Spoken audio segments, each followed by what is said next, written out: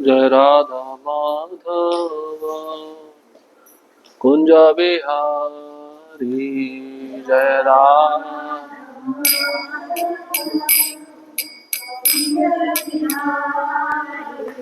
जय गोपी जन वल्लभा गिरिवरधारी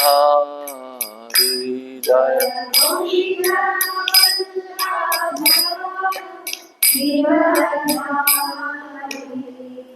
यशोदानंदन ब्रज जन रंजन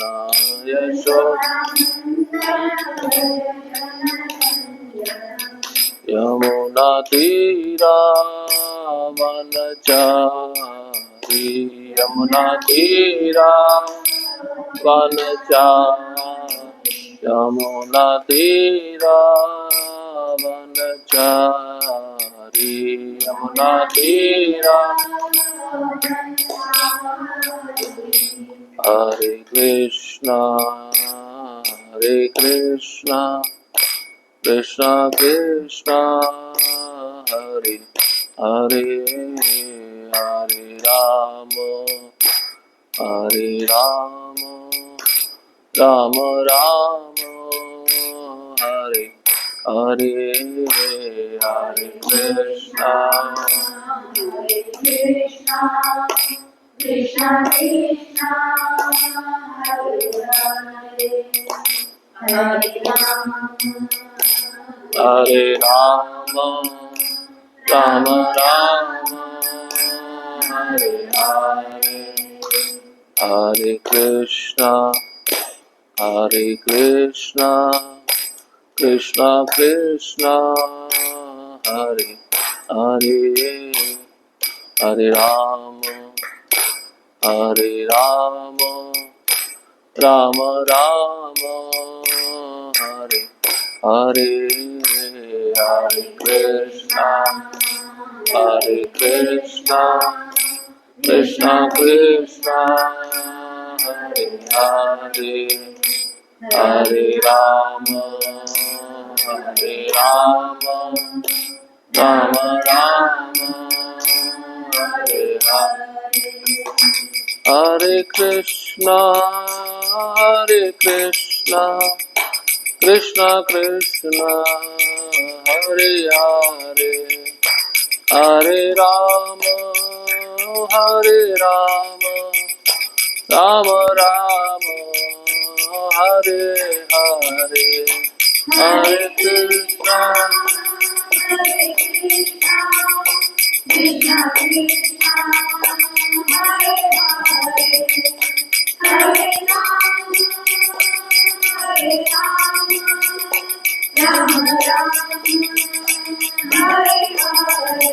जय राधा श्याम सुंदर राधा श्याम सुंदर राधे जय राधा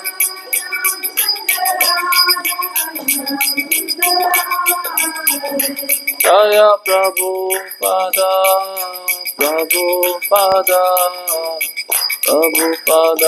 शिल प्रभु पदा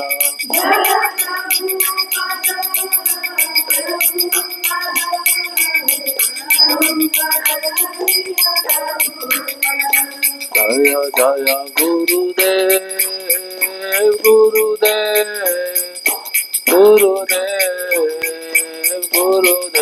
जय जय गुरुदेव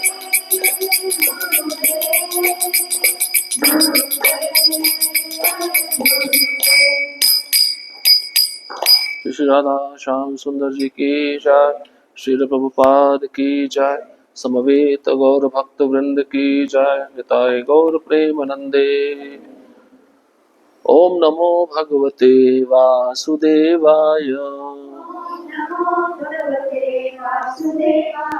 ओम नमो भगवते वासुदेवाय ओम नमो भगवते वासुदेवाय नारायणं नमस्कृत्यं नरं चैव नरोत्तमं देवीं सरस्वतीं व्यासं ततो जयमुदीरयेत्। नष्टप्रायेष्व भद्रेषु नित्यं भागवत सेवया भगवती उत्तमा श्लोके भक्तिर्भवति नैष्टिकी। कृष्णाय वासुदेवाय देवकी नंदनाय च नंदगोपकुमाराय गोविन्दाय नमो नमः। ॐ अज्ञानतिमिरन्धस्य ज्ञानाञ्जनशलाकया चक्षुरुन्मिलितं येन तस्मै श्रीगुरवे नमः। श्रीचैतन्यमनोभीष्टं स्थापितं येन भूतले स्वयं रूपा कदा मह्यं ददाति स्वपदान्तिकम्। वन्देऽहं श्रीगुरुः श्रीयुतापदकमलं श्रीगुरुन् वैष्णवांश्च श्रीरूपं साग्रजातं सहगणा रघुनाथान्वितं तं सजीवं साद्वैतं सावधूतं परिजनसहितं कृष्णचैतन्यदेवं श्रीराधा कृष्णपादान् सहगणा ललिता श्रीविशाखान्वितांश्च हे कृष्णा करुणा सिन्धो दीनबन्धो जगत्पते गोपीश गोपिका कान्त राधाकान्त नमस्तुते। तप्त कांचन गौरांगी राधे वृंदावनेश्वरी वृषभानुसुते देवी प्रणमामि हरिप्रिये। वाञ्छाकल्पतरुभ्यश्च कृपा सिन्धुभ्य च पतितानां पावनेभ्यो वैष्णवेभ्यो नमो नमः। नमो महावदन्याय कृष्णप्रेमप्रदायते कृष्णाय कृष्णचैतन्य नामिने गौरद्विषे नमः। नमः ॐ विष्णुपादाय कृष्णप्रेष्ठाय भूतले श्रीमते भक्तिवेदान्त स्वामिन्निते नामिने। नमस्ते सारस्वते देवे गौरवाणी प्रचारिणे निर्विशेष शून्यवादी पाश्चात्य देशतारिणे। जय श्री कृष्ण चैतन्य प्रभु नित्यानंद श्री अद्वैत गदाधर श्रीवासादि गौर भक्त वृंद। हरे कृष्णा कृष्णा कृष्णा हरे हरे हरे राम राम राम हरे हरे। हरे कृष्णा। स्वागत है सभी भक्तों का। तो आज का सत्र प्रारंभ करने से पहले पिछली क्लास में हमने क्या सुना था उसका थोड़ा रिवीजन करेंगे। तो पिछली क्लास में हमने 6वें अध्याय के श्लोक क्रमांक 34 से प्रारंभ किया था, जिसमें नारद मुनि अपना निजी अनुभव व्यासदेव जी को बताते हैं। स्पष्ट कहते हैं कि जो लोग इस संसार में बहुत चिंता में लगे हुए हैं और जिनके मन में बहुत सारी भौतिक इच्छाएं हैं, तो इस अज्ञान रूपी सागर को पार करने का एक मात्र मार्ग यही है कि उनको भगवान के दिव्य लीलाओं का निरंतर कीर्तन करना चाहिए, श्रवण करना चाहिए। ये एक नाव है जिस पर चढ़कर हम अपने को बचा सकते हैं, अन्यथा इस संसार में दूसरा कोई मार्ग नहीं है। ये अपना अनुभव बता रहे, क्योंकि उन्होंने इसका अनुभव किया था दासी पुत्र के जीवन में कि मैं सदैव भगवान का गुणगान करता था, इसलिए उस भगवान की कीर्तन रूपी नौका पर चढ़कर मैं अज्ञान रूपी सागर को पार कर पाया। और उसके बाद में कहते हैं कि जो योग पद्धति होती है उससे आप इंद्रियों को तो वश में कर सकते हो, काम क्रोध लोभ की इच्छा को आप दमन कर सकते हो, लेकिन आत्मा को संतुष्ट नहीं कर सकते। आत्मा को संतुष्ट करना है तो एकमात्र भक्ति करनी होगी, भगवान की सेवा करनी होगी, उसी से आत्मा संतुष्ट होगी। और हम सब कौन है? हम सब आत्मा ही है ना। और हमारा मूल स्वभाव क्या है? सेवा करना। हम भगवान के चिरंतन नित्य दास हैं। तो जो जीवात्मा को संतुष्टि है वो भगवान की सेवा करके ही प्राप्त होगा। इसके पश्चात नारद मुनि कहते हैं कि आप सभी पापों से मुक्त हैं, और जैसा आपने मेरे बारे में पूछा था, मेरे जन्म के बारे में मैंने आपको बतला दिया। इतना कहकर वे वहां से चले जाते हैं। और उनके चले जाने के बाद में फिर शौनक आदि ऋषि सूत गोस्वामी को पूछते हैं, व्यासदेव ने तब क्या किया? नारद मुनि के चले जाने के बाद फिर अगला अध्याय प्रारंभ होता है, जिसमें वे कहते हैं कि व्यासदेव भी कोई साधारण नहीं है। उनका जो आश्रम है वह शम्यप्रास नामक स्थान पर है, और जहाँ पे ऋषि रहते हैं सरस्वती नदी बहती है, और बेरी के वृक्षों से घिरे हुए इस आश्रम में व्यासदेव शुद्धि के लिए जल को स्पर्श करते हैं, एक आसन पर बैठ जाते हैं ध्यान लगाने के लिए। और ध्यान में वो क्या देखते हैं? जब पूरी तरह एकाग्र होते हैं, भगवान की बहिरंगा शक्ति को देखते हैं, भगवान की माया शक्ति का दर्शन करते हैं। और ये भी देखते हैं कि ये जीवात्मा किस प्रकार से तीन गुणों से बंधा हुआ है, तीन गुणों के कारण ही वह अपने को शरीर मानकर बैठा हुआ है, ये भी देखते हैं वो ध्यान में। और इन्हीं तीन गुणों के कारण कर्म करते हुए उस जीवात्मा को भौतिक कष्टों का फल प्राप्त होता है।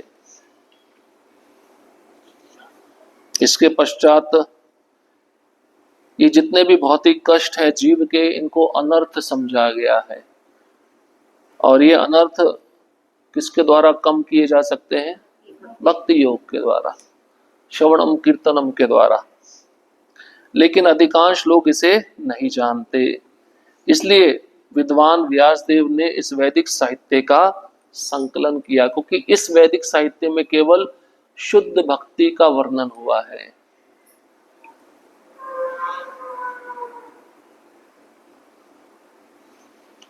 और अंत में कहते हैं कि वैदिक साहित्य के श्रवण मात्र से, कौन सा वैदिक साहित्य? ये भागवतम। इसको जो भी श्रवण करेगा उसको भगवान श्री कृष्ण के प्रति प्रेमा भक्ति प्राप्त हो जाएगी। उसके हृदय में भगवान के प्रति जो प्रेम भक्ति वो अंकुरित हो जाएगी, प्रकट हो जाएगी। और जब प्रेम भक्ति अंकुरित होगी तो शोक, मोह और भय ये तुरंत नष्ट हो जाएंगे। इस प्रकार से यहाँ पे बताया गया है कि व्यासदेव किस प्रकार से अपने पुत्र, अब सुखदेव गोस्वामी को भागवतम पढ़ाएंगे। अगला जो सेक्शन है श्लोक क्रमांक 8 से 11, इसमें व्यासदेव भागवतम पढ़ाते हैं सुखदेव गोस्वामी को। क्यों पढ़ा रहे हैं? आगे कोई प्रचार करने वाला भी चाहिए ना। अब उन्होंने ग्रंथ तो लिख दिया, अब इसका प्रचार नहीं होगा तो फिर ग्रंथ लिखना व्यर्थ हो जाता है, उसमें शुद्ध भक्ति है। तो प्रचार करने के लिए उन्होंने अपने पुत्र को चुना। तो आगे आने वाले 4 श्लोक व्यासदेव किस प्रकार से भागवतम अपने पुत्र सुखदेव गोस्वामी को पढ़ाते हैं उसका वर्णन किया जा रहा है। स्कंद पहला अध्याय 7, इस अध्याय का शीर्षक है द्रोण पुत्र को दंड। श्लोक क्रमांक 8, सा सहितां भागवतीं कृत्वानुक्रम्य चात्मजम्।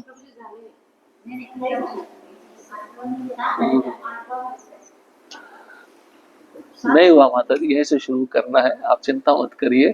मैं यहाँ पे आने से पहले सब पढ़ के आता हूँ। आप पढ़ के आए या ना आए, मैं पढ़ के आता हूँ। सा सहितां भागवतीं कृत्वानुक्रम्य चात्मजम् शुक मध्यापयामास निवृत्ति निरतम मुनि। श्रीमद् भागवत का संकलन कर लेने तथा उसे संशोधित करने के बाद महर्षि व्यास देव ने इसे अपने पुत्र श्री सुखदेव गोस्वामी को पढ़ाया। जो पहले से ही आत्म साक्षात्कार में निरत थे। अब एक प्रश्न उठता है, सुखदेव गोस्वामी तो पहले से ही वैरागी है, मुक्त पुरुष हैं, आत्माराम है, उनको क्या जरूरत थी ये सब पढ़ने की? क्या जरूरत थी? हमने एक तो सुना कि अब भाई प्रचार करना चाहिए, योग्य कोई व्यक्ति होना चाहिए ना, क्वालिफाइड, वो पात्रता जिसके अंदर होगी उसी को वो ही पढ़ के इसको सुना सकता है, और जब सुनाएगा तो वो प्रभाव भी डालेगा ना। एक कारण ये है। दूसरा क्या था, भगवान कृष्ण के गुण इतने आकर्षित हैं कि वो मुक्त जीव को भी पकड़ लेते हैं। संसार जीवों की तो बात छोड़ दो, जैसे कोई बाहर का व्यक्ति मंदिर में आता है, कृष्ण के सुंदर विग्रह को देखता है तो कभी कभार भूल जाता है दुनिया कितने सुंदर है भगवान। तो जो आत्माराम है, जिसको संसार से कुछ लेना देना नहीं, वो अगर कृष्ण के बारे में सुनेगा वो कैसे अट्रैक्ट हो जाता है, वो कैसे आकर्षित हो जाता है, उसके बारे में बता रहे हैं। इसका मतलब भगवान कृष्ण का जो आकर्षण है सभी जीवों के लिए है। ऐसा नहीं कि मुक्त जीव उनको पूछते नहीं है, वो ज्यादा पूछते हैं। यहाँ पे वर्णन आएगा, सुनिए।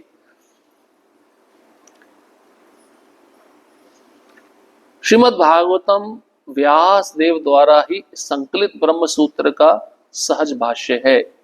ये ब्रह्म सूत्र या वेदांत सूत्र उन लोगों के निमित्त है जो पहले से आत्म साक्षात्कार में निरत हैं। श्रीमद् भागवत इस तरह रचा गया है कि इसकी कथाएं सुनते ही मनुष्य आत्म साक्षात्कार के मार्ग में तुरंत प्रवृत्त हो जाता है।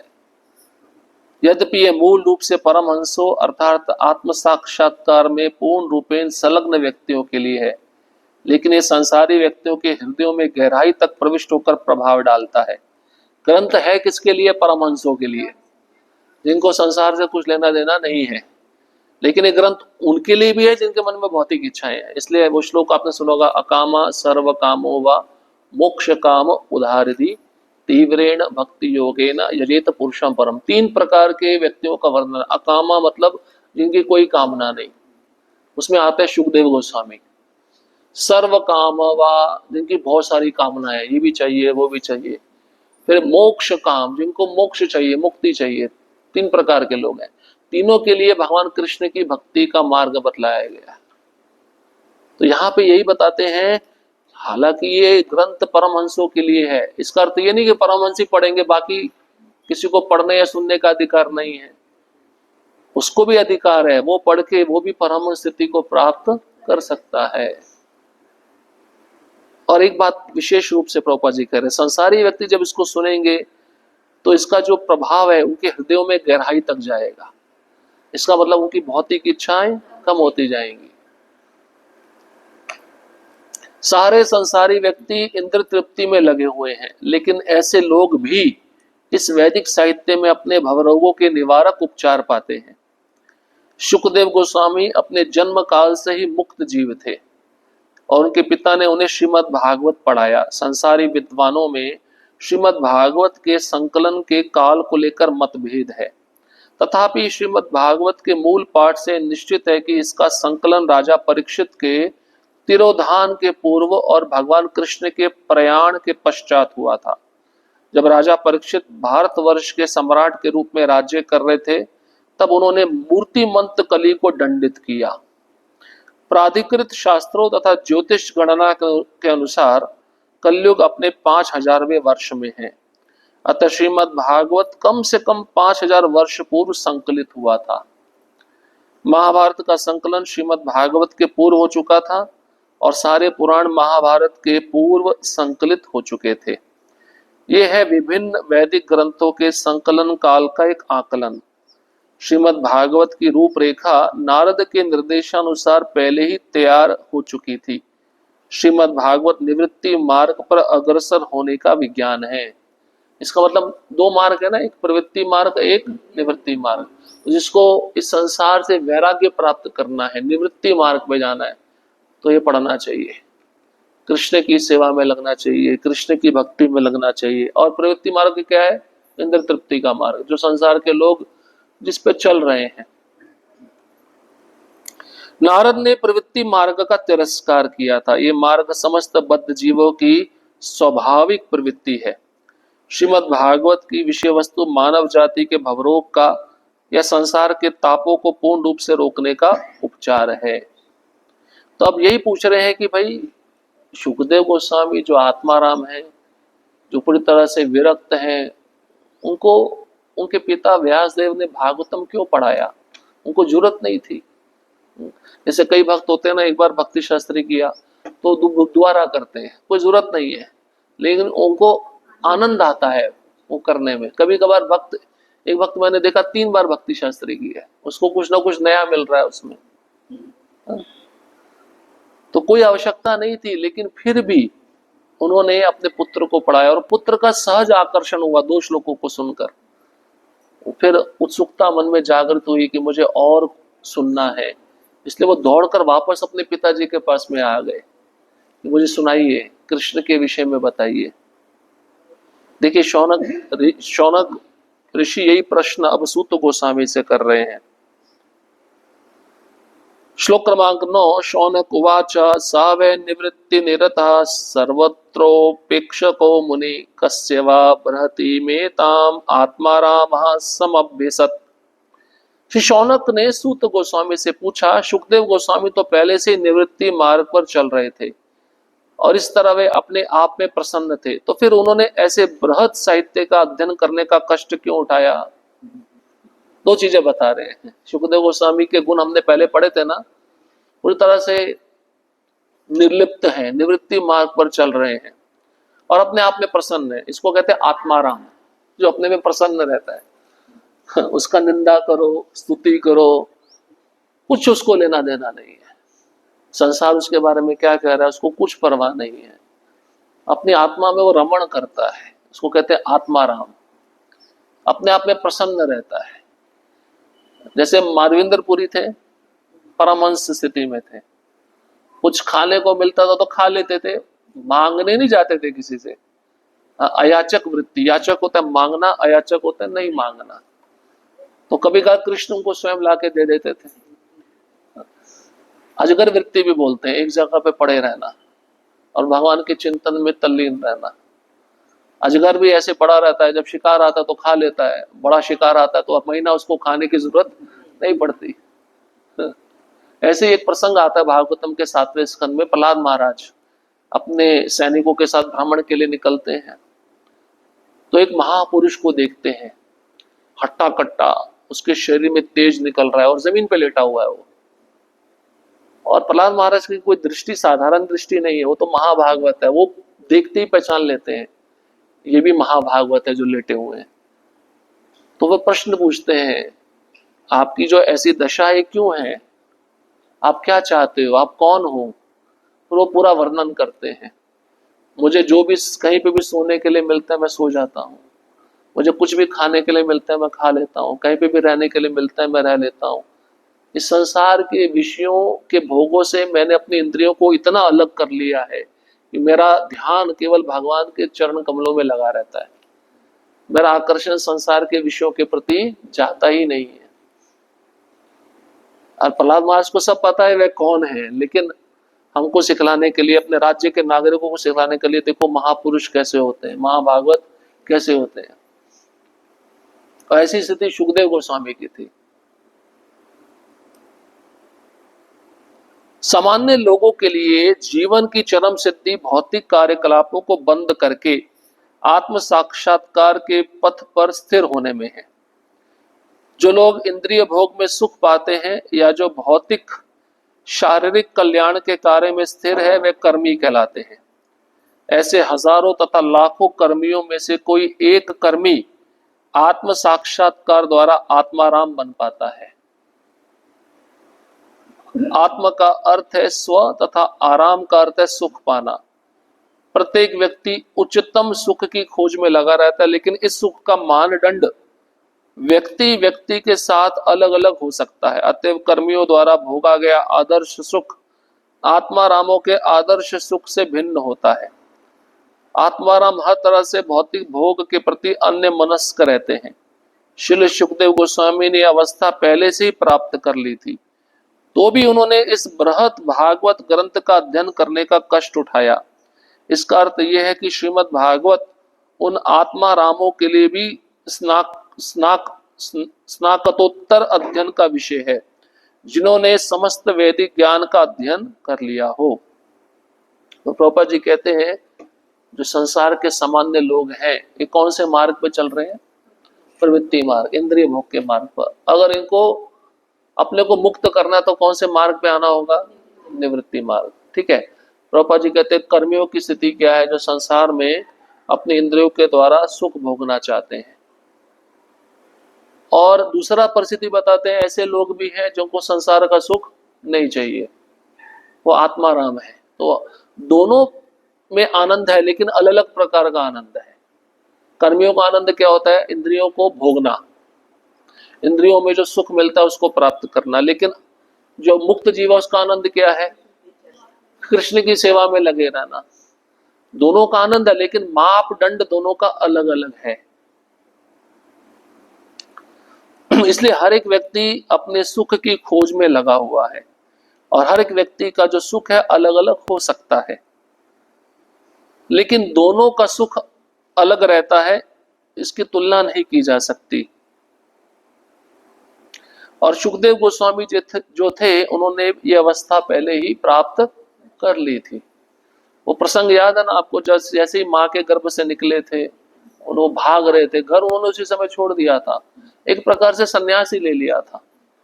और निर्वस्त्र रहते, उनके शरीर पे कोई वस्त्र नहीं था और कुछ खाते भी नहीं थे, बस घूमते रहते थे। लोग उनको पागल समझते थे।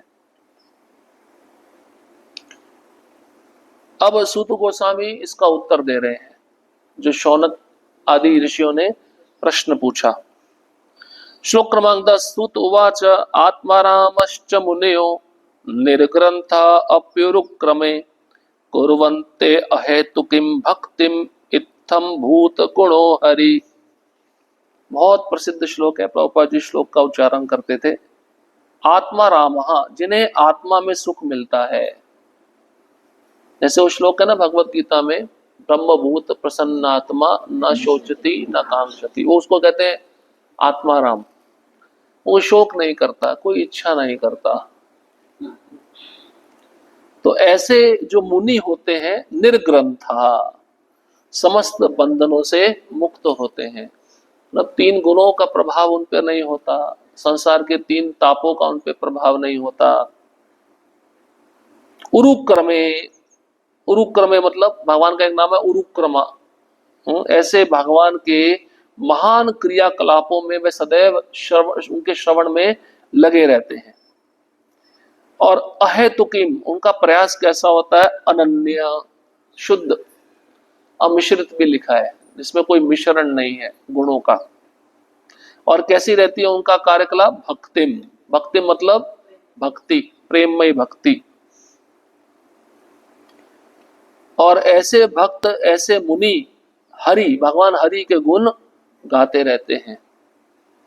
जो आत्मा में आनंद लेते हैं, ऐसे विभिन्न प्रकार के आत्माराम और विशेष रूप से जो आत्म साक्षात्कार के पथ पर स्थापित हो चुके हैं, ऐसे आत्माराम यद्यपि समस्त प्रकार के भौतिक बंधनों से मुक्त हो चुके हैं, फिर भी भगवान की अनन्य भक्ति में, सेवा में संलग्न होने के इच्छुक रहते हैं। इसका अर्थ यह हुआ कि भगवान में दिव्य गुण है, अतः वे मुक्त आत्माओं सहित प्रत्येक व्यक्ति को आकृष्ट कर सकते हैं। तो पिछले श्लोक के तात्पर्य में सुना ना, हजारों लाखों कर्मियों में से एक आत्म साक्षात्कार के पद को प्राप्त होता है, एक व्यक्ति। तो जो एक व्यक्ति होता है उसकी भी इच्छा होती है मैं भगवान की सेवा करूं, वो सेवा किए बिना रह नहीं सकता है। तो यहाँ पे बताया गया है आत्मा में आनंद लेने वाला ऐसे विभिन्न प्रकार के आत्माराम हैं जिनको आत्म साक्षात्कार के पथ पर और कोई अन्य कार्य करने की आवश्यकता नहीं है। और ऐसे भक्त भौतिक बंधनों से मुक्त रहते हैं, फिर भी भगवान की जो अनन्य भक्ति में सेवा है उसमें लगने के वे इच्छुक रहते हैं। अब सुखदेव गोस्वामी ने जब भागवतम सुना था तो सुखदेव और परीक्षित महाराज को सुनाया ना, तो सुनाना क्या सेवा ही हुई ना, है नहीं है? तो वो ध्यान कर सकते थे अपना एक जगह पे बैठकर, भ्रमण करने की भी आवश्यकता नहीं थी। तो सूत गोस्वामी कहते हैं इसका मतलब ये हुआ कि भगवान में ऐसे दिव्य गुण हैं कि वे मुक्त आत्माओं को भी आकृष्ट कर लेते हैं। मुक्त आत्मा है जिसका कोई वस्तु में उसका आसक्ति नहीं है, लेकिन भगवान के सौंदर्य को देखेगा वो आकृष्ट हो जाएगा, भगवान के रूप के विषय में सुनेगा वो आकृष्ट हो जाएगा, भगवान के नाम के विषय में सुनेगा वो आकृष्ट हो जाएगा। इसका अर्थ क्या है? भगवान के जो नाम रूप गुण लीला है वो दिव्य है, तभी तो मुक्त आत्मा आकृष्ट हो रहा है। जब संसार की हुए वस्तु उसको आकृष्ट नहीं कर पा रही, तो भगवान के रूप जो नाम दिव्य गुण है उनके प्रति आकृष्ट हो कैसे होता है? इसका मतलब भगवान का नाम रूप गुण लीला संसार से संबंधित नहीं है, वो अलग है, बिल्कुल इस संसार से परे है, तभी तो आकृष्ट हो रहा है, उसका आकर्षण बढ़ रहा है। यही कारण बताया गया है। इसलिए ऐसे महात्मा भी रह नहीं पाते। तो प्रभुपाद जी तात्पर्य में ये जो श्लोक है, इस श्लोक पर चैतन्य महाप्रभु 64 प्रकार से आत्माराम की व्याख्या की है। किसको? सार्वभौम भट्टाचार्य को। एक पूरा अध्याय है इसी श्लोक के ऊपर चैतन्य चरितामृत में। 64 प्रकार से आत्माराम शब्द के अलग अलग अर्थ महाप्रभु बताए हैं, केवल भगवान ही बता सकते हैं। किसको बताए हैं? सार्वभौम भट्टाचार्य को।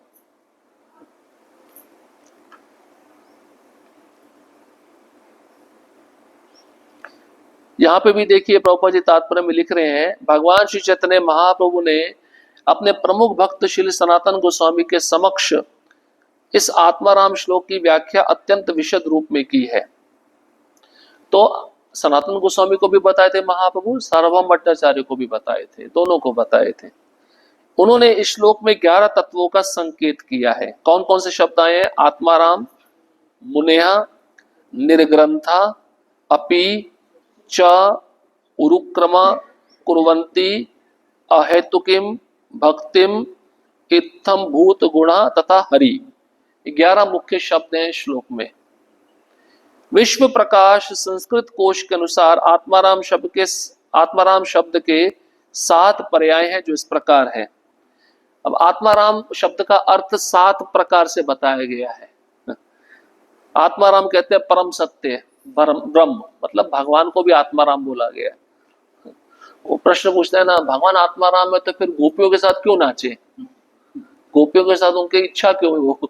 गोपियों की इच्छा नहीं थी। पूर्व जन्मों में जो ये जो गोपी बन के आए हैं, जो मुनि हैं, श्रुति ग्रंथों की ऋचाएं हैं, उनकी इच्छा थी हम भगवान के साथ नाचें। भगवान ने उनकी इच्छा पूरी की, भगवान की कोई इच्छा रहती नहीं है। आत्माराम का शब्द का अर्थ शरीर भी होता है, फिर मन भी होता है, प्रयत्न भी होता है, सहिष्णुता भी होता है, बुद्धि तथा व्यक्तिगत आदतें भी होता है। आत्माराम शब्द के अलग अलग अर्थ हैं। मुनि शब्द का प्रयोग इन अर्थों में होता है। मुनि किसको कहते हैं? जो विचारवान है, जो विचार करके बोलता है, जो विचार करके आचरण करता है, उसको कहते हैं मुनि। मुनि मतलब मनन करने वाला, चिंतन करने वाला। जो गंभीर तथा शांत है, मुनि शब्द का दूसरा अर्थ है। तीसरा, मुनि शब्द का अर्थ तपस्वी भी होता है।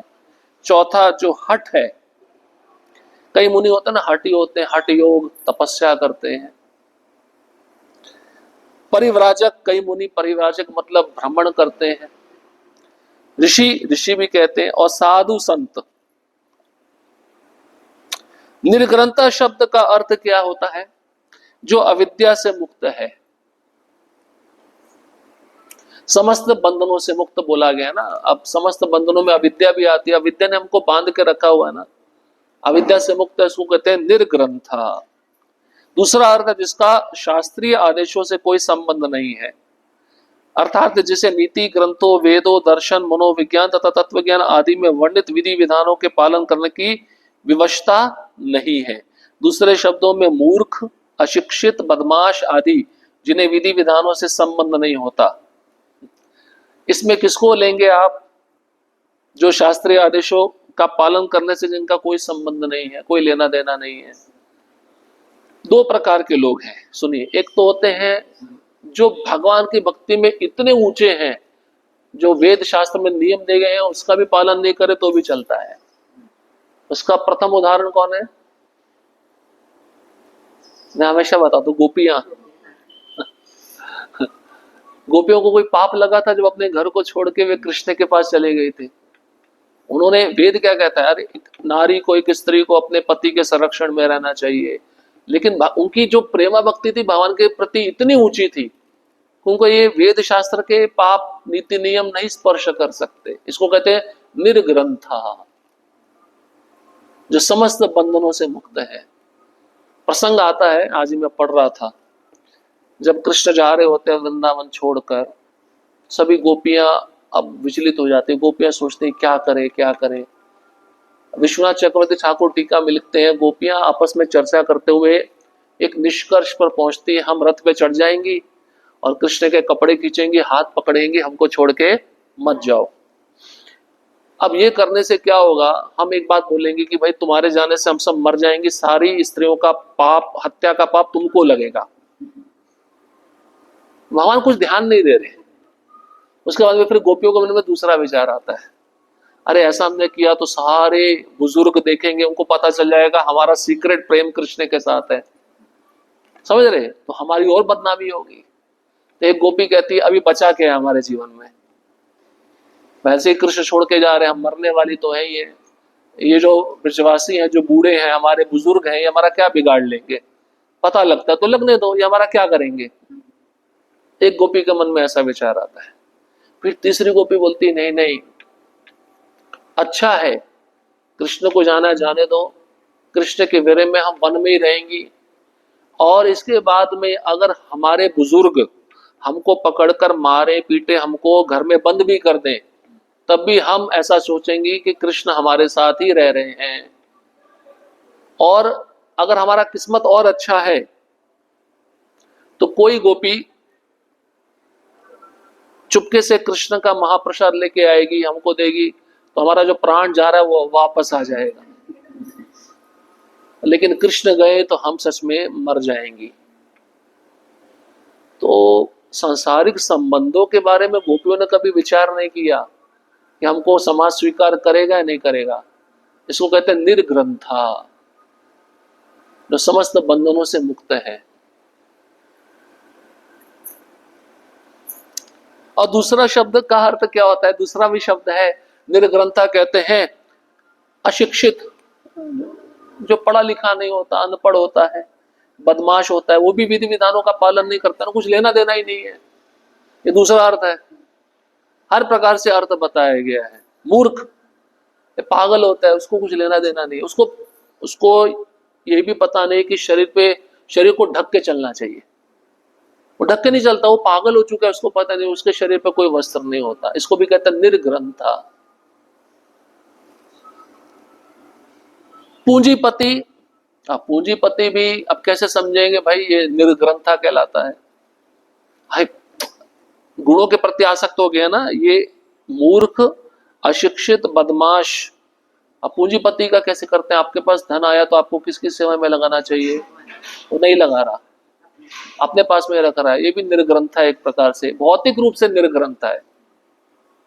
आध्यात्मिक रूप से निर्ग्रंथा कौन है, सुखदेव गोस्वामी। भौतिक रूप से कौन है, ये पूंजीपति लोग। तीसरा निर्धन। अब निर्धन के पास कोई पैसा ही नहीं है, अब वो कैसे निर्ग्रंथा कहलाएगा, वो अपनी भौतिक इच्छाओं को पूरा कर ही नहीं सकता क्योंकि उसके पास में धन नहीं है, वो भी निर्ग्रंथा है, अपनी इच्छाओं को उसको मारना पड़ेगा। शब्दकोश के अनुसार नि उपसर्ग का प्रयोग निश्चितता, गणना, निर्माण तथा निषेध के लिए होता है, और ग्रंथ शब्द धन, पुस्तक, शब्दकोश आदि के अर्थ में प्रयुक्त होता है। उरुक्रमा, उरुक्रमा भगवान को कहते हैं, भगवान का एक नाम है उरुक्रमा, वह जिसके कार्यकलाप महिमा मंडित है। क्रम का अर्थ है पग या कदम। समझ में आया किस भगवान के विषय में कह रहे हैं, कौन सा अवतार भगवान का, वामन भगवान। उरुक्रमा, यहाँ पे आया ना शब्द, मैंने पग या कदम, इससे क्या पता चलता है, वामन भगवान, जिनके कार्यकलाप महिमा मंडित है। महिमा मंडित मतलब तीनों लोकों में गाए जाते हैं। उरुक्रमा शब्द विशेष रूप से भगवान के वामन अवतार का सूचक है, जिन्होंने अपने अमाप्य पगों से सारे ब्रह्मांड को नाप लिया। भगवान विष्णु शक्तिमान है, और उनके कार्यकलाप इतने महिमामय हैं कि उन्होंने अपनी अंतरंगा शक्ति से आध्यात्मिक जगत की तथा बहिरंगा शक्ति से इस भौतिक जगत की सृष्टि की है।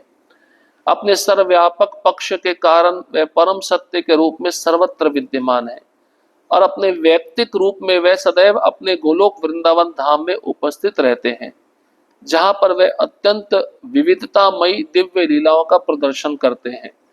उनके कार्यकलापों की तुलना अन्य किसी से नहीं की जा सकती, अतएव उरुक्रम शब्द उन्हीं को शोभा देता है। संस्कृत क्रिया व्यवस्था के अनुसार कुर्वंती का अर्थ है किसी अन्य के लिए काम करना। इसका अर्थ यह हुआ कि आत्माराम भगवान की भक्ति में सेवा अपने स्वार्थवश नहीं अपितु भगवान उरुक्रम की प्रसन्नता के लिए करते हैं। समझ गए कुर्वंती शब्द का अर्थ? इस श्लोक के एक एक शब्द का अर्थ शॉर्ट में बताया गया है। हेतु का अर्थ है कारण। मनुष्य की इंद्रिय तुष्टि के अनेक कारण हो सकते हैं और उनका वर्गीकरण भौतिक भोग, योग शक्ति तथा मुक्ति के रूप में किया जा सकता है, जिसकी कामना सामान्य रूप से सारे प्रगतिशील व्यक्ति करते हैं। तो हर एक का कोई कारण होता ना इंद्रिय तृप्ति करने का। कोई भौतिक भोग चाहता है, कोई योग शक्ति चाहता है, योग शक्ति समझते सिद्धियां, और तीसरा कोई मुक्ति चाहता है। तो इन सबको प्राप्त करने के लिए सारे प्रगतिशील व्यक्ति कार्य करते हैं। और जहां तक भौतिक भोगों का प्रश्न है, भोग तो अनेक हैं और भौतिकतावादी उनकी संख्या और भी बढ़ाते रहने के लिए उत्सुक रहते हैं, क्योंकि वे माया के वश में होते हैं। भौतिक भोगों का ना तो कोई अंत है, ना ही कोई व्यक्ति भौतिक जगत में इन सारे भोगों को पा सकता है। जहां तक योग शक्तियों का प्रश्न है, उनकी संख्या 8 है। 8 सिद्धियां हैं, अणिमा, लगिमा, इशिता, वशिता। जैसा कि अपने रूप को अत्यंत छोटा बना देना,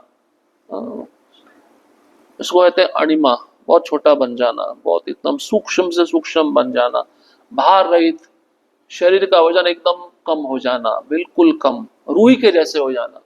ऐसा भी होता है, वो योगी हवा में उड़ने लगता है। इच्छा अनुसार की वस्तु प्राप्त करना, भौतिक प्रकृति पर प्रभुत्व जताना, अन्य जीवों को नियंत्रित करना, ग्रह की रचना करना इत्यादि, ये सब सिद्धियां हैं। मोक्ष के 5 प्रकार हैं। अतः अनन्य भक्ति का अर्थ है उपयुक्त व्यक्तिगत लाभों की आकांक्षा से रहित होकर भगवान की सेवा करना। उपयुक्त कौन कौन से व्यक्तिगत लाभ हैं? 8 सिद्धियां, भौतिक भोग, इनको छोड़कर क्या करना? भगवान की प्रेममयी सेवा करना। इसको कहते हैं अनन्य भक्ति।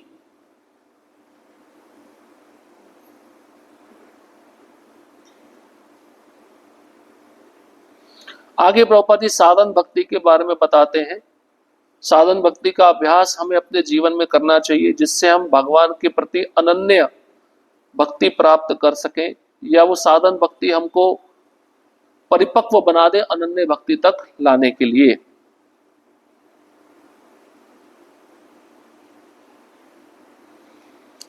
तो भगवान की जो दिव्य प्रेमा भक्ति है, उसकी भी 9 अवस्थाएं हैं। आसक्ति, प्रेम, स्नेह, अनुभाव, प्रणय, राग, अनुराग, भाव तथा वियोग, ये सब गोपियों में था।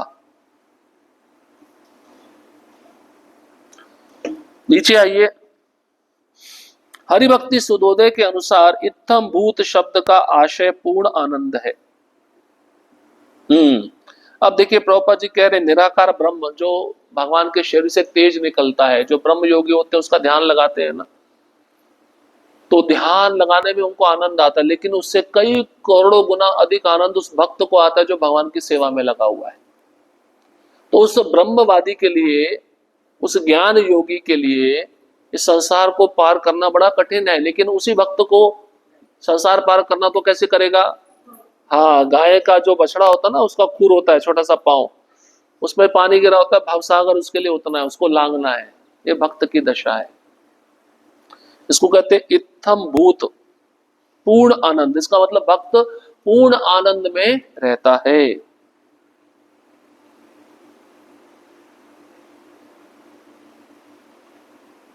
तो भक्ति में इतना आनंद है कि वह भक्त योग शक्ति भी नहीं चाहता, मुक्ति भी नहीं चाहता, भौतिक भोग भी नहीं चाहता, किंतु मनुष्य अपने स्वभाव से ही भगवान कृष्ण के गुणों के प्रति आकृष्ट होता है। हमें यह भली भांति जान लेना चाहिए कि भगवान के गुणों का लौकिक गुणों से कोई सरोकार नहीं है। वे सभी आनंद, ज्ञान तथा शाश्वतता से परिपूर्ण होते हैं। मतलब सत्य, चित्त और आनंद। भगवान के गुण असंख्य हैं। कोई किसी गुण से आकृष्ट होता है तो दूसरा किसी अन्य गुण से। अब गोपियां कृष्ण के कौन से गुण से आकर्षित हुई? रूप से। भूल जाते हो आप, कोई उत्तर नहीं आता आपका। ऐसा बताते हैं माता यशोदा जब देखती थी कृष्ण वापस नहीं आए तो उन्होंने एक लंबी गोपी को रखा था अपने घर में। किसके लिए रखा था? पेड़ पे चढ़ के दूर से देखने का कृष्ण आ रहे हैं नहीं आ रहे। और फिर भी कृष्ण को देर लगती थी तो ऐसा बताया गया रास्ते में देवी देवता आके कृष्ण के चरण कमलों का पूजा करते थे, इसलिए घर में आने में देर हो जाती थी। तो माता यशोदा को बहुत चिंता होती थी, अभी तक आया नहीं आया नहीं, इसलिए बड़ी लंबी लंबी सुंदर सुंदर गोपियों को उन्होंने रखा था। दूर से देखो कृष्ण आ रहे हैं नहीं आ रहे। उनका भी मन करता था क्योंकि रूप इतना आकर्षक था। क्योंकि ये बताया गया जब कृष्ण वृंदावन छोड़ के जा रहे थे तो ऐसा बताते अब गोपियों की आंखें खत्म हो चुकी थी। वो आंखें कार्य करना बंद कर देंगी, अंधी हो जाएंगी वो, क्योंकि वो किसको देखती थी? कृष्ण को देखती थी, कृष्ण के अलावा किसी को देखती नहीं थी वो। तो रो रो के उनकी आंखों की रोशनी जा चुकी थी। अब उन्होंने सोचा कृष्ण जा रहे हैं, हमारे दृष्टि का क्या उपयोग है? इसलिए ऐसा भक्त कुछ भी नहीं चाहता है। यहाँ पे देखिए बताया गया है भगवान का जो गुण है, किसी को कुछ आकृष्ट करता है, किसी जीव को दूसरा गुण आकृष्ट करता है। किसी को भगवान का वेणुवाद आकृष्ट कर लेता है। भगवान बांसुरी बजाते हैं तो बहुत सारे जीव आकर्षित हो जाते हैं। किसी को भगवान का चलना आकृष्ट कर लेता है। भगवान का चलना कैसा है? हाथी के जैसा है। भगवान भी अलग अलग चाल चलते रहते हैं। कभी सांप की चाल चलते हैं, कभी हाथी की चाल चलते हैं, कभी हंस की चाल चलते हैं, कभी मोर की चाल चलते हैं। अब कोई भक्त मोर की चाल को देखकर आकृष्ट हो जाता है। विविध गुण है भगवान के अंदर।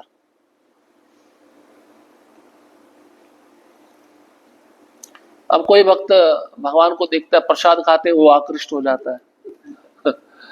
तो प्रसाद खाना भी एक गुण ही है ना। कोई भक्त भगवान को सोते हुए देखता है तो आकृष्ट हो जाता है ना। भगवान का सोना भी मधुर है, बातचीत करना भी मधुर है, चलना भी मधुर है। अब यहाँ पे उदाहरण दे रहे हैं प्रभुपाद जी। देखिए प्रभुपाद जी एक श्लोक को लेते तो पूरा अच्छे से समझाते हैं। सनक, सनातन, सनंदन तथा सनत कुमार, ये चारों ब्रह्मचारी भगवान के चरण कमलों पर अर्पित फूलों की सुगंध तथा चंदन युक्त तुलसी दल से आकृष्ट हो गए। ये भी ज्ञानी थे, ये भक्त नहीं थे, लेकिन जब इस सुगंध को उन्होंने अपनी नासिका में लिया वो भक्त बन गए। इसका मतलब जैसे सुगंध लिया तो जो ज्ञान योग की भावना थी ना वो खत्म हो गई। सुखदेव गोस्वामी भगवान की दिव्य लीलाओं से आकृष्ट हुए, सुनकर, देखकर नहीं, सुनकर। वे पहले से मुक्त अवस्था में थे फिर भी भगवान की लीलाओं से आकृष्ट हुए। इससे सिद्ध होता है कि भगवान की लीलाओं की गुणवत्ता को भौतिक संसर्ग से कुछ भी लेना देना नहीं होता। वो जो रासलीला का प्रसंग है वो मुक्त आत्माओं को बहुत आकर्षित करता है। इसका मतलब वो जो संग चल रहा है, संसार के लोग देखेंगे तो क्या सोचेंगे? भोग है। लेकिन मुक्त पुरुष देखेगा, सुनेगा तो उसके लिए परम आनंद है। दोनों प्रकार की अवस्था है। तो एक की भौतिक इच्छाएं खत्म हो चुकी हैं, एक की भौतिक इच्छाएं बनी हुई हैं। एक के अनर्थ है, एक के अनर्थ खत्म हो चुके हैं। तो जो अनर्थ खत्म हो चुके हैं वो उस स्तर पे आनंद ले रहा है। वो समझता है इस संसार की ये प्रक्रिया नहीं है, क्योंकि दोनों के शरीर ही दिव्य हैं। ऐसा बताते हैं कि मानस सरोवर लेक है, उसमें एक विशेष प्रकार का कमल पाया जाता है जिसको कहते हैं सौगंधिका। भगवान कृष्ण के हाथों से उसी सौगंधिका कमल पुष्प का सुगंध आता रहता है हमेशा, निरंतर 24 घंटा। अब गोपियां देखती थी कृष्ण अदृश्य हो गए, कहां गए, वो सुगंध को सूंघते सूंघते जाती थी उस दिशा में। अब कृष्ण ने इस पेड़ पे हाथ लगाया होगा, इस पत्ती पे सुगंध आ रही है, हाँ कृष्ण यहां से गए होंगे। कृष्ण ने इस पत्थर पे हाथ लगाया, वहां पे उस कमल का पुष्प का सुगंध आ रहा है, कृष्ण यहाँ पे बैठे होंगे। वो सुगंध भी जो है वो संसार की सुगंध नहीं है। हमारे शरीर से कौन सी सुगंध आती है इसका वर्णन नहीं करेंगे तो अच्छा ही है। इसका मतलब उनके शरीर कैसे दिव्य हैं, इस संसार के बने हुए शरीर है ही नहीं वो। इसलिए आत्माराम मुनियों को वो जो लीला है बहुत पसंद है और वो चर्चा आपस में करते हैं, संसारी पुरुष के सामने नहीं करते वो ऐसी चर्चा। देखिए वही बात आ गई। इसी प्रकार तरुणी गोप कुमारियां भगवान के शारीरिक लक्षणों से आकृष्ट हुई। आप कोई देखते थे वो कृष्ण का शरीर कितना सुंदर है, कृष्ण की आंखें कितनी सुंदर हैं, कृष्ण के होंठ कितने सुंदर हैं। शरीर में कुछ लक्षण होते हैं ना, उनको देखकर कृष्ण के बाल कितने सुंदर हैं। और रुक्मिणी भगवान की महिमा का श्रवण करके आकृष्ट हुई। कितने सारे उदाहरण दिए गए हैं। भगवान कृष्ण भाग्य की देवी लक्ष्मी के भी मन को आकृष्ट करने वाले हैं। जो लक्ष्मी सबको आकृष्ट करती है पैसे के रूप में, वही लक्ष्मी कृष्ण को आकृष्ट हो जाती है उसके सौंदर्य को देखकर, लेकिन अपना अभिमान नहीं छोड़ती। इसलिए आज भी वो तपस्या कर रही है बेलवन में, मुझे गोपियों की तरह रास लीला में प्रवेश मिल जाए। देखिए और भी चीजें बताई गई हैं। विशेष परिस्थितियों में वह समस्त तरुणियों के मन को मोहित करते हैं।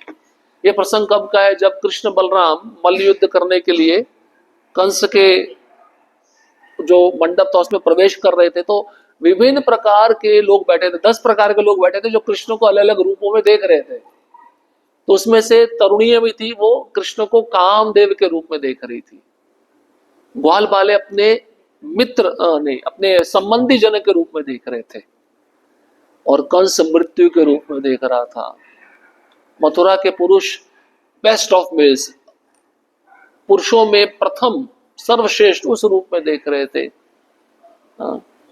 योगी जन उनको ध्यान में देख रहे थे, वृष्णि जन उनको परम आराध्य के रूप में देख रहे थे, और देवकी वसुदेव जो वृद्ध मथुरा के पुरुष स्त्रियां थे अपने बच्चे के रूप में देख रहे थे।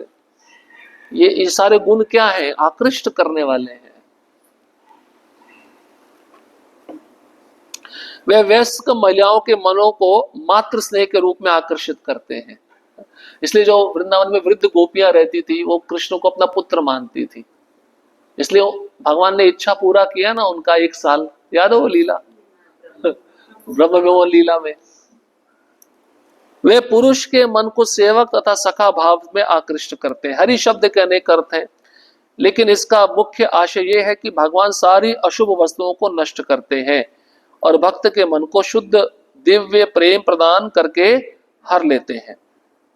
घोर कष्ट में होने पर भगवान का स्मरण करने से मनुष्य के सारे दुख तथा चिंताएं दूर हो जाती हैं। भगवान शुद्ध भक्त के भक्ति मार्ग के सारे अवरोधों को क्रमशः दूर कर देते हैं और श्रवण कीर्तन आदि नवदा भक्ति का फल प्रकट होने लगता है। ये हरि शब्द का अर्थ है। हरि मतलब जो हमारे भक्ति मार्ग में जो अवरोध होते हैं उसको नष्ट करने वाले, हमारे अमंगल को नष्ट करने वाले, इसको कहते हैं हरि। भगवान अपने व्यक्तिगत रूप तथा दिव्य लक्षणों से शुद्ध भक्त के सारे मनोवैज्ञानिक कार्यकलापों को आकृष्ट करते हैं। ऐसी होती है कृष्ण की आकर्षण शक्ति। आज ही मैं पढ़ रहा था, भगवान कृष्ण की एक अंतरंगा शक्ति है, उसको कहते हैं ऊर्जा। ऊर्जा के रूप में तुलसी महारानी रहती है पृथ्वी पे। ऊर्जा जो है भगवान की लीलाओं को प्रकट करने में मदद करती है। ऊर्जा का रूप इस भौतिक संसार में तुलसी महारानी है। फिर एक इला है, इला मतलब इला शक्ति, वो भी संदनी शक्ति है, अंतरंगा शक्ति है कृष्ण की, वो है भूमि देवी। इला मतलब भूमि देवी। सत्यभामा थी ना एक रानी भगवान कृष्ण की, वो भूमि देवी का ही स्वरूप थी, भूमि देवी का अंश थी। फिर एक शक्ति है भगवान की श्री। श्री मतलब धन, धन देने वाली। पुष्टि मतलब बल देने वाली, है ना। और फिर एक शक्ति है कीर्ति, यश देने वाली। कांति, सुंदरता देने वाली। ऐसी विभिन्न प्रकार की शक्तियां हैं। तो एक भगवान की आकर्षण शक्ति भी होती है जो जीवों को आकर्षित करती है। इसलिए कभी कभार भक्त आते हैं तो भगवान के नाम से आकर्षित हो जाते हैं, वो आकर्षण शक्ति काम कर रही है। कई भक्त आते हैं भगवान के रूप को देखकर, विग्रह को देखकर आकर्षित हो जाते हैं, वो आकर्षण शक्ति कार्य करती है। कई भक्त होते हैं उनको भगवान की लीलाओं को सुनने में बहुत आनंद आता है, आकर्षण पैदा होता है। आकर्षण शक्ति श्रवण के माध्यम से भी आती है। ये आकर्षण इतना प्रबल होता है कि शुद्ध भक्त धर्म के 4 सिद्धांतों में से एक की भी लालसा नहीं करता। धर्म के 4 सिद्धांत क्या है? धर्म, अर्थ, काम, मोक्ष, पुरुषार्थ। भक्त इनकी इच्छा नहीं करता। अर्थ मतलब पैसा भी नहीं चाहिए, काम मतलब उसका इंद्र तृप्ति भी नहीं चाहिए, मोक्ष मतलब मुझे मुक्ति भी नहीं चाहिए। तो पंचम पुरुषार्थ है ना, कृष्ण प्रेम, वो चाहिए। ये है भगवान के दिव्य लक्षणों के आकर्षक गुण। इनके साथ अपि तथा च शब्द मिलाने से आशय में असीम बुद्धि हुई है। संस्कृत व्याकरण के अनुसार अपि शब्द के 7 पर्याय हैं।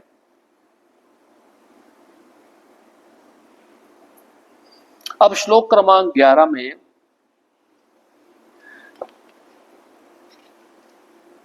शुकदेव गोस्वामी किस प्रकार से श्रीमद् भागवतम का अध्ययन करने लगे। वह भगवान के भक्तों को भी प्रिय थे, लेकिन उन्होंने इस महान ग्रंथ श्रीमद् भागवतम का अध्ययन किया।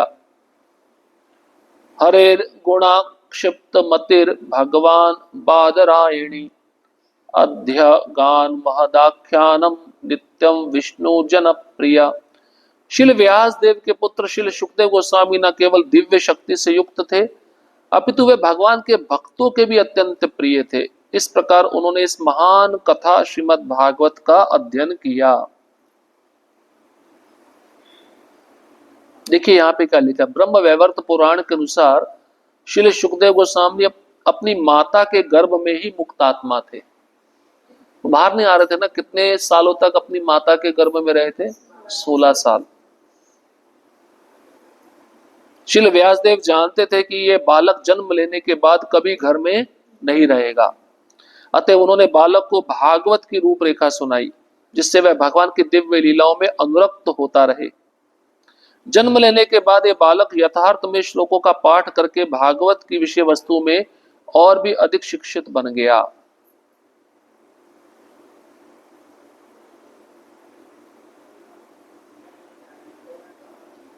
अब यहाँ पे एक बात बताइए, देखिए समझिए।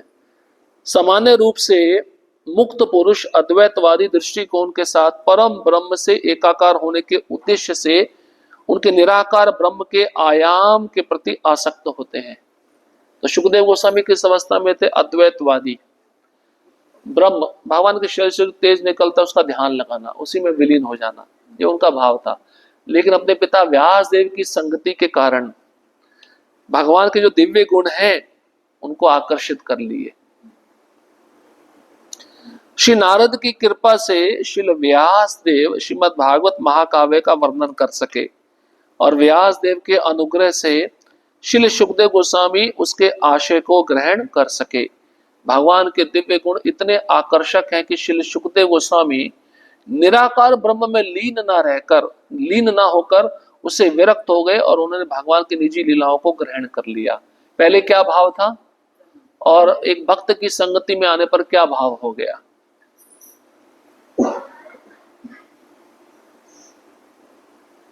अब शुकदेव गोस्वामी सोच रहे हैं ये ध्यान लगाने में मैंने कितना समय गवा दिया, बर्बाद कर दिया। निराकार ब्रह्म की तुलना में भगवान के सगुण रूप से अधिक दिव्य आनंद की अनुभूति प्राप्त होती है। ये प्रश्न 12वें अध्याय में भगवत गीता में अर्जुन ने पूछा था ना कृष्ण को पूछते हैं कि आपका निराकार ब्रह्म का उपासक श्रेष्ठ है या आपके सगुण रूप का उपासक श्रेष्ठ है।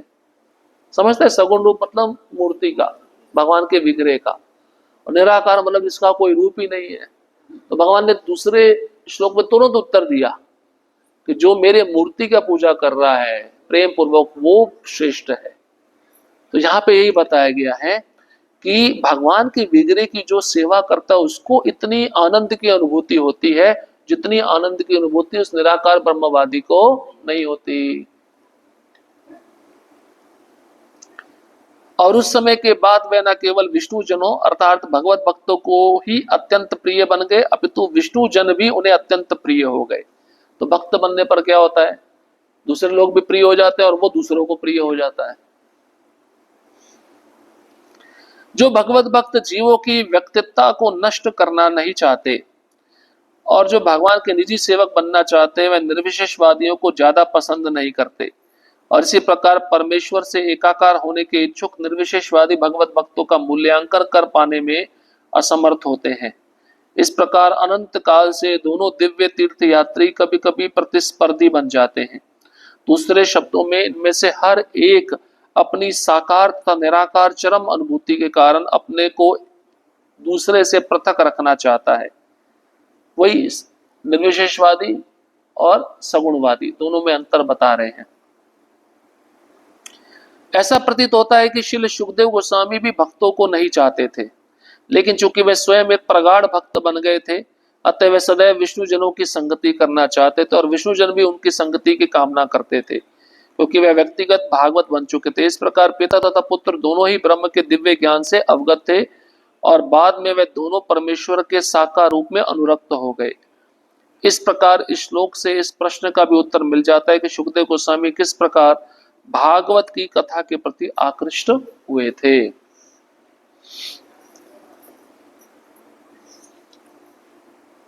तो एक चीज यहाँ पे बताई गई है कि जो साकारवादी होता है और जो निर्विशेषवादी होता है वह अपने को अलग अलग रखना चाहते हैं। हर एक का अपना अपना गुण होता है ना, निर्विशेषवादियों का अपना गुण है, साकारवादियों का अपना गुण है। तो पहले बताया गया सुखदेव गोस्वामी शुरुआत में भक्तों को नहीं चाहते थे, लेकिन जैसे वो भक्त बने तो उनके मन में भी अन्य भक्तों के साथ संगति करने की इच्छा जागृत हो गई।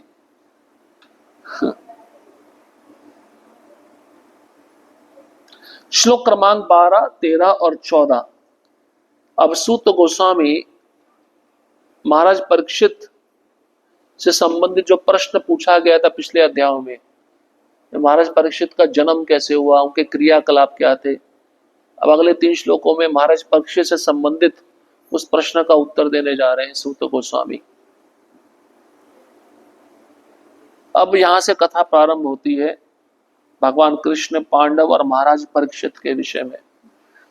श्लोक क्रमांक 12। परीक्षितो अथ राजऋषे जन्म कर्म विलापनम संस्थाम च पांडुपुत्राणाम वक्षे कृष्ण कथोदयम।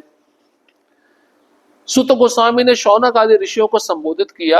अब मैं भगवान श्री कृष्ण की दिव्य कथा तथा राज ऋषि परीक्षित महाराज के जन्म, कार्यकलाप तथा मोक्ष विषयक वार्ताएं एवं पांडु पुत्रों द्वारा गृहस्थाश्रम के त्याग की कथाएं कहने जा रहा हूं। तात्पर्य, भगवान कृष्ण पतितात्माओं पर इतने दयालु हैं कि वे विभिन्न जीवों के मध्य स्वयं अवतरित होते हैं और उनके दैनिक कार्यकलापों में भाग लेते हैं। कोई भी ऐतिहासिक तथ्य चाहे पुराना हो या नया, यदि उसका संबंध कृष्ण की लीलाओं से है तो उसे भगवान की दिव्य कथा समझना चाहिए। तो प्रभु जी कहते हैं भगवान कृष्ण कितने दयालु हैं कि हम जैसे पतितात्माओं के बीच में अवतरित होते हैं, और जैसे हम कोई दैनिक कार्यकलाप करते हैं ना, रोजमर्रा के काम होते हैं, तो भगवान हमारे बीच में आकर वैसे काम करने लगते हैं। उदाहरण के रूप में गोचारण लीला हो गई है ना। ऐतिहासिक तथ्य चाहे कोई पुराना हो या नया हो, अगर उसका संबंध भगवान कृष्ण की लीलाओं से है तो उसको दिव्य कथा समझना चाहिए। अब युद्ध है, देखा जाए तो पॉलिटिक्स था, कैसे गद्दी हासिल की जाए, कैसे किसको मारा जाए, ये सुनना कोई अच्छा है क्या? लेकिन जब कृष्ण वहां पे आ गए फिर सुनना अच्छा है, फिर उसको सुनने से हमारे हृदय में जो अनर्थ है वो नष्ट हो जाएगा। पॉलिटिक्स ऐसा सुनो जो कृष्ण से संबंधित हो। अब पॉलिटिक्स में कहीं दूर दूर तक कृष्ण का नाम नहीं है ना? जैसे उदाहरण के रूप में जरासंध बार बार राक्षसों को पकड़ के लाता था कृष्ण को। कृष्ण कहते अच्छा मेरा काम आसान हो रहा है, मेरा प्रकट ही इसी के लिए हुआ है, लाता रहे मैं मारता रहूंगा। बड़ा उत्साही था वो मारने के लिए कृष्ण को, उसका उत्साह कहीं पे भी काम नहीं आया। कृष्ण के बिना पुराण तथा महाभारत जैसे पूरा ग्रंथ निरी कहानियां या ऐतिहासिक तथ्य है, लेकिन कृष्ण के होने से वे दिव्य बन जाते हैं और उनका श्रवण करते ही हम भगवान से दिव्य रूप से जुड़ जाते हैं, है ना? जैसे पांडव क्या कर रहे थे, जुआ खेल रहे थे। जुआ खेलना अच्छा है क्या? लेकिन महाभारत में प्रसंग आता है उन्होंने सब कुछ दांव पे लगा दिया, जब सब कुछ चला गया अंत में अपनी पत्नी को भी लगा दिया, तो भगवान ने कैसे द्रौपदी का रक्षण किया था, ये सुनना दिव्य है।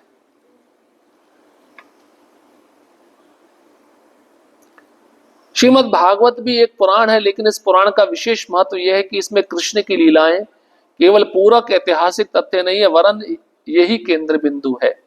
इसलिए भगवान श्री चैतन्य महाप्रभु ने श्रीमद् भागवत की संस्तुति निष्कलुष पुराण से के रूप में की है।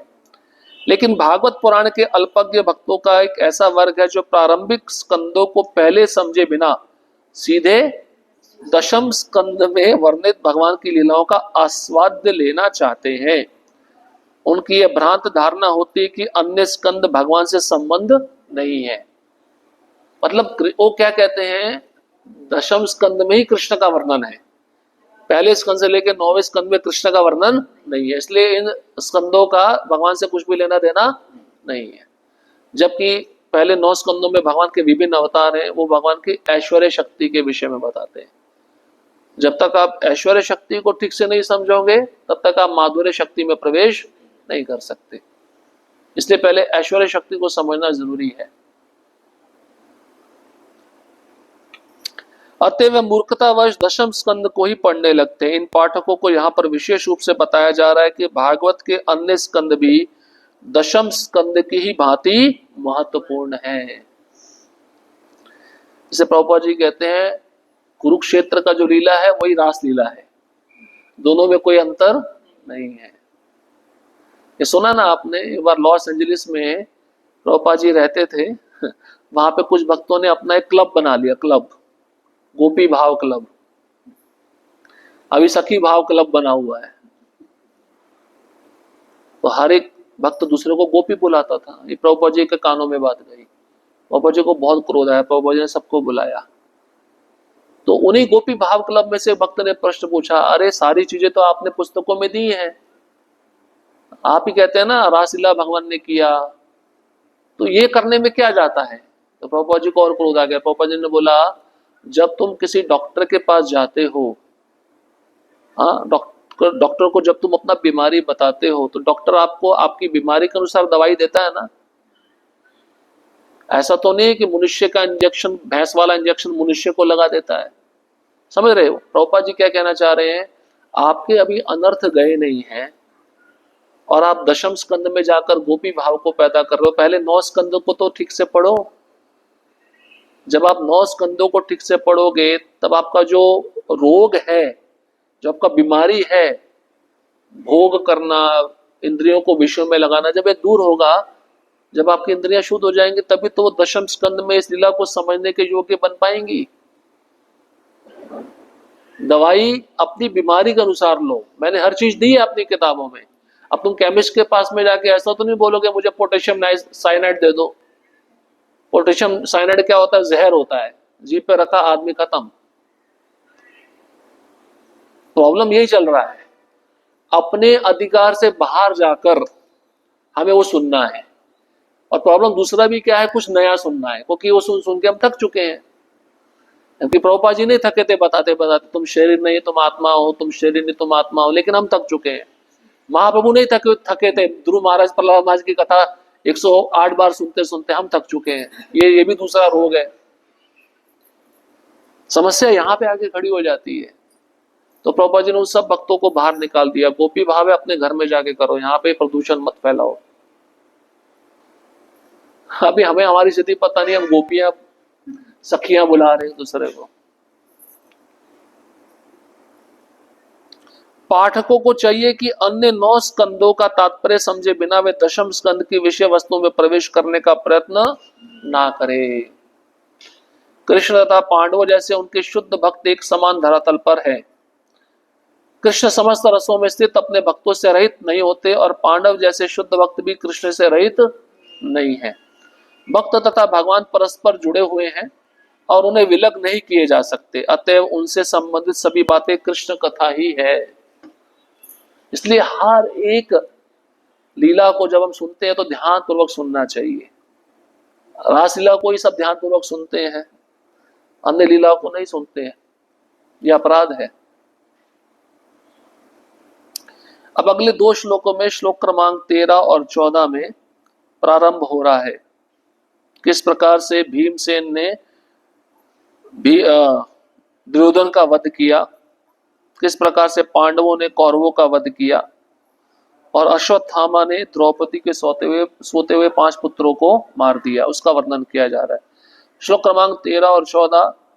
यदा मृदे कौरव सृंजयानाम वीरेश्वतो वीरगतिम गतेषु व्रकोदराविद गदाभिमर्शा भग्नोरुदण्डे धृतराष्ट्रपुत्रे भर्तृं प्रियं द्रोणीरिति स्म पश्यन् कृष्णासुतानां स्वपतां शिरांसि उपाहर्द्विप्रियमेव तस्य जुगुप्सितं कर्म विगर्हयन्ति।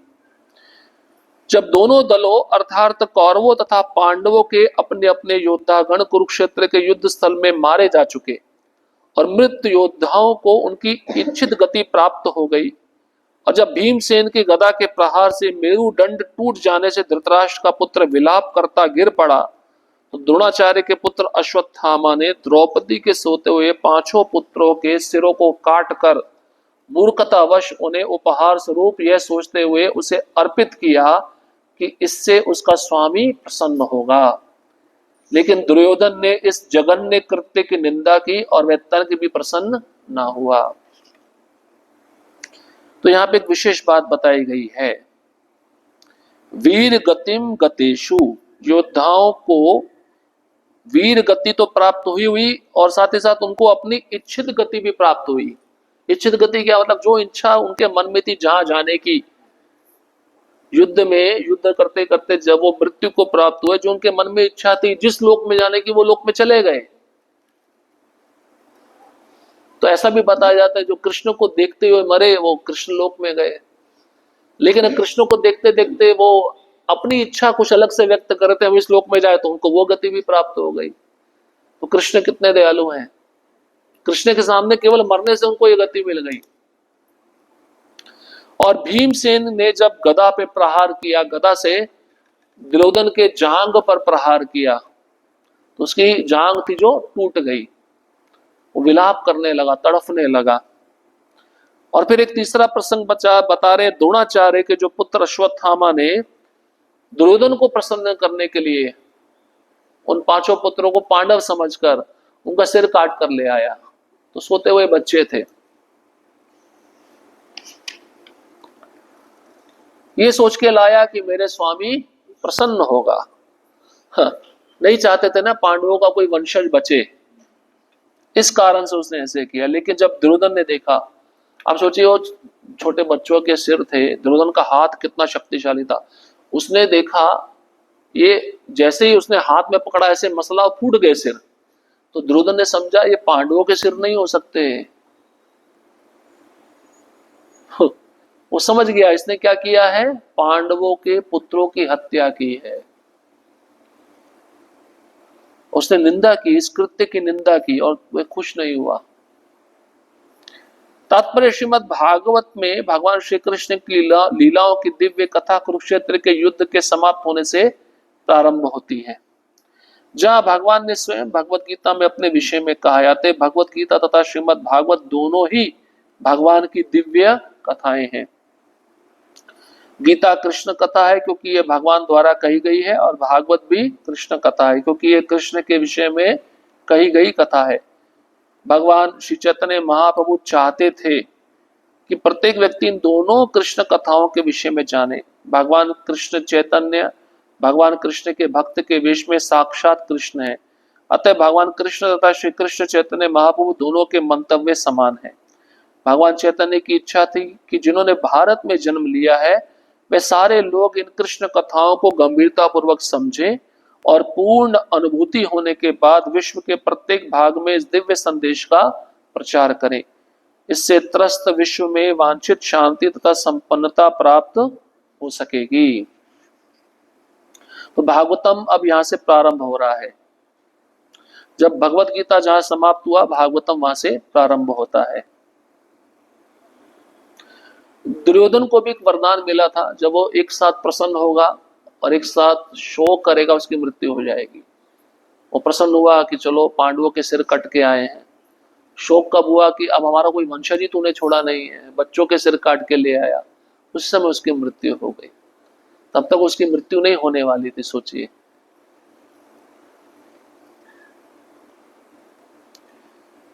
श्लोक क्रमांक 15, 16 और 17 द्रौपदी अपने मरे हुए पुत्रों के लिए शोक कर रही है। इन 3 श्लोकों में बताया है। माता शिशूनाम निधनम सुतानाम निशम्य घोरम परितप्यमाना तदारुदद्दाष्पकलाकुलाक्षी ताम सांत्वयन्ना किरीटमाली। पांडवों के 5 पुत्रों की माता द्रौपदी अपने पुत्रों का वध सुनकर आंसुओं से भरी आंखों के साथ शोक से विलाप करने लगी। इस घोर क्षति में उसे ढांढस बंधाते हुए अर्जुन उससे इस प्रकार बोले। उस माता की दशा क्या होगी सोचिए, जिसके 5 पुत्र मार दिए जाएं सोते हुए। इसलिए यहाँ पे बताते निधनम, हत्या किसकी? शिशु नाम, अबोध बालकों की हत्या। इसको कहते हैं घोरम। घोरम मतलब नृशंसता पूर्वक। आंखों से आंसू बह रहे थे। अर्जुन ढांढस बताते हुए उनको कुछ कह रहे हैं। क्या कह रहे हैं? श्लोक क्रमांक 16 तदा शुचस्ते प्रमृजामि भद्रे यद्वत् बंधो शिर आततायिना गांडीव मुक्तेर विशिखैरुपाहरे त्वाक्रम्य यत्स्न्याससि दग्ध पुत्रा। हे देवी, जब मैं अपने गांडीव धनुष से छोड़े गए तीरों से उस ब्राह्मण का सिर काट के तुम्हें भेंट करूंगा, तभी मैं तुम्हारी आंखों से आंसू पोंछूंगा और तुम्हें सांत्वना प्रदान करूंगा। तब तुम अपने पुत्रों के शरीरों का दाह करने के बाद उसके सिर पर खड़ी होकर स्नान करना। क्षत्रियों की कैसी प्रतिज्ञा होती थी, देख रहे हैं आप? खून का बदला खून। ये क्षत्रिय होता है जो किसी भी प्रहार को सहन नहीं कर पाता है। इसलिए ब्राह्मण का गुण होता है सहनशील, लेकिन तपस्या क्षत्रिय सहनशील नहीं होना चाहिए, उसको वार करना चाहिए। क्या कहते हैं? मैं अपने गांडीव नामक धनुष से जो तीर छोड़ूंगा और तीर के द्वारा छोड़ा गया उसका सिर जो कटेगा, मैं उपहार स्वरूप में तुमको जब दूंगा, तो अपने पुत्रों के शरीरों का दाह संस्कार करने के बाद उसके किसके सिर पर? अश्वत्थामा के सिर पर खड़े होकर स्नान करना। कोई शत्रु जो घर में आग लगाता है, देखो आततायी के बारे में बता रहे हैं। इनके लिए मृत्यु दंड है। अभी की सरकार इनके लिए क्या करती है? बेल दे देती है, छोड़ देती है, जो करना है करो। कोई शत्रु जो घर में आग लगाता है, खाने में विष मिलाता है, अचानक घातक शस्त्रों से प्रहार करता है, संपत्ति लूटता है या कृषि योग्य खेतों पर अनुचित अधिकार जमा लेता है, किसी की पत्नी को फंसाता है, वह आतताई है। प्रभु जी लाइट चली गई, लाइटें बंद करिए। वह आतताई है। ऐसा आतताई चाहे वह ब्राह्मण हो या ब्राह्मण का तथाकथित पुत्र ही क्यों ना हो, सब प्रकार से दंडनीय है, क्योंकि उसने अपराध किया है ना। तो दंड कितना भयंकर है, और दंड करने वाला जो अपराधी है उसने भी किस प्रकार का दंड किया वो भी कितना भयंकर है। तो इनके लिए मृत्यु दंड है। जब अर्जुन ने अश्वत्थामा नामक आतताई का सिर काटने की प्रतिज्ञा की तो वह भली भांति जानता था कि अश्वत्थामा ब्राह्मण का पुत्र है, लेकिन चूंकि उस तथाकथित ब्राह्मण ने कसाई जैसा कार्य किया था, अतः वह आतताई था और ऐसे धूर्त ब्राह्मण के पुत्र को मारने में कोई पाप नहीं था।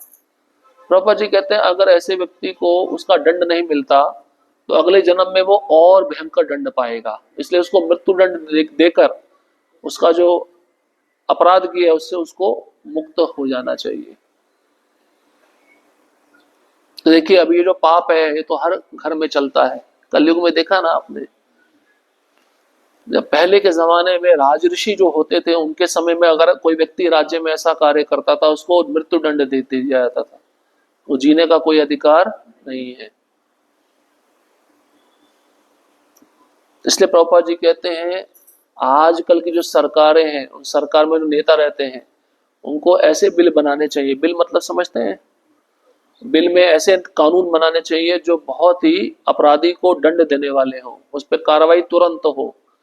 खाली बिल बनाने से कुछ नहीं होगा, कानून पारित करने से कुछ नहीं होगा, उसका अमल भी होना चाहिए, उसका पालन भी होना चाहिए।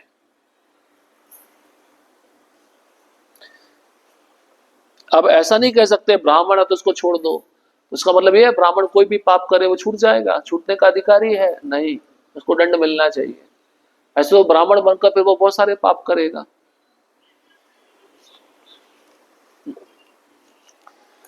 श्लोक क्रमांक 17। इतिम प्रियां वल्गो विचित्र जल्पे ससान्त्वयित्वाच्युत मित्र सूतः अन्वाद्र वदवंशिता उग्र धन्वा कपिध्वजो गुरुपुत्रम रथेन।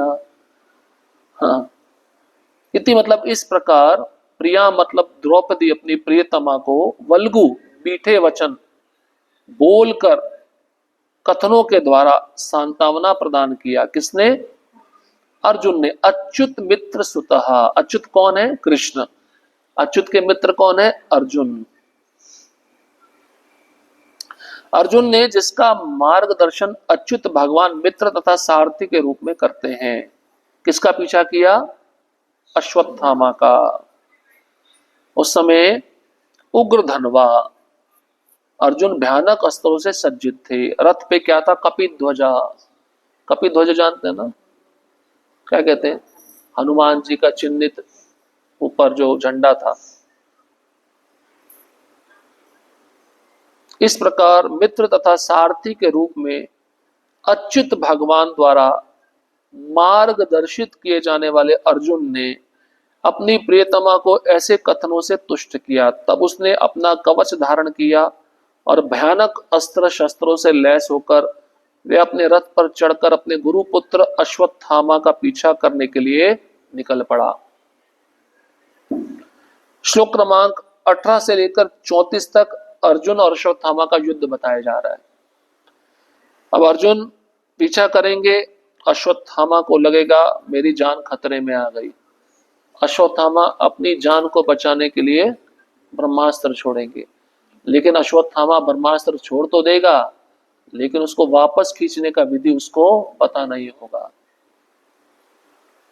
तब भगवान कृष्ण को अर्जुन पूछेंगे ये जो तेज आ रहा है कहां से आ रहा है, अब मैं क्या करूं? श्लोक क्रमांक 18।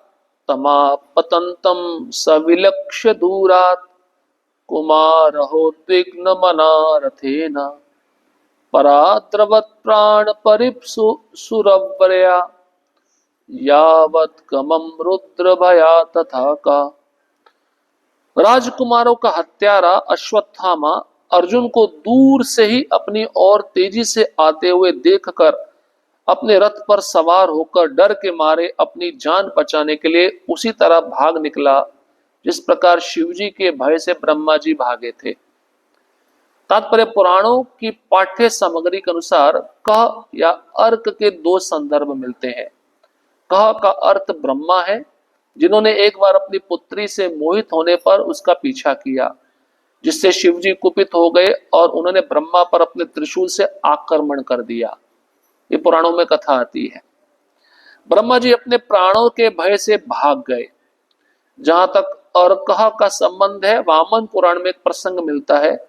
विद्युन्माली नाम का एक असुर था, जिसे एक चमचमाता सुनहरा वायुयान दिया गया था, जो सूर्य के पीछे पीछे यात्रा कर रहा था और उसके प्रकाश से रात्रि भाग जाती थी। इसके कारण सूर्यदेव क्रुद्ध हो गए और उन्होंने अपनी प्रखर किरणों से वायुयान को पिघला डाला। इससे शिवजी कुपित हो गए और उन्होंने सूर्यदेव पर आक्रमण कर दिया। सूर्यदेव भाग गए और अंत में काशी वाराणसी में गिर पड़े। वह स्थान लोलार्क के नाम से प्रसिद्ध हुआ। तो अलग अलग कथा है। शिवजी किस प्रकार से कुपित होकर ब्रह्मा जी के पीछे भागे थे, वैसे ही अर्जुन कुपित होकर अश्वत्थामा के पीछे भाग रहा है।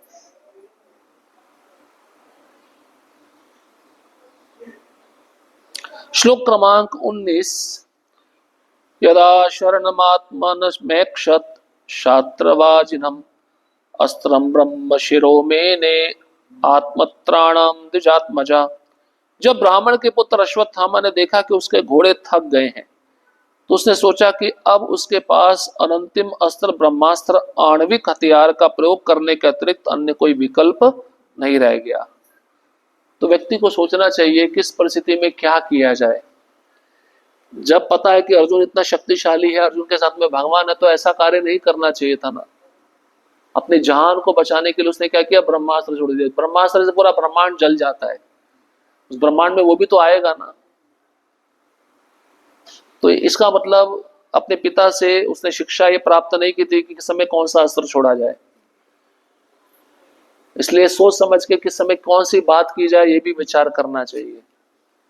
किस समय कैसा व्यवहार किया जाए, ये भी थोड़ा विचारने वाली बातें हैं। ऐसे नहीं कि मन में जो आया कर दो, ये बुद्धिमान व्यक्ति का लक्षण नहीं होता। अश्वत्थामा ब्राह्मण का पुत्र होते हुए बुद्धिमान नहीं था। अंततः जब कोई विकल्प नहीं रह जाता, तभी ब्रह्मास्त्र नामक परमाणु हथियार का प्रयोग किया जाता है। और इसने, इस मूर्ख ने एक बार प्रयोग नहीं किया, फिर दोबारा प्रयोग किया था। याद है किस पर? पांडवों पे भी किया और परीक्षित महाराज पे भी किया। ये आगे आएगा। ये अपनी गलती से सीखा नहीं।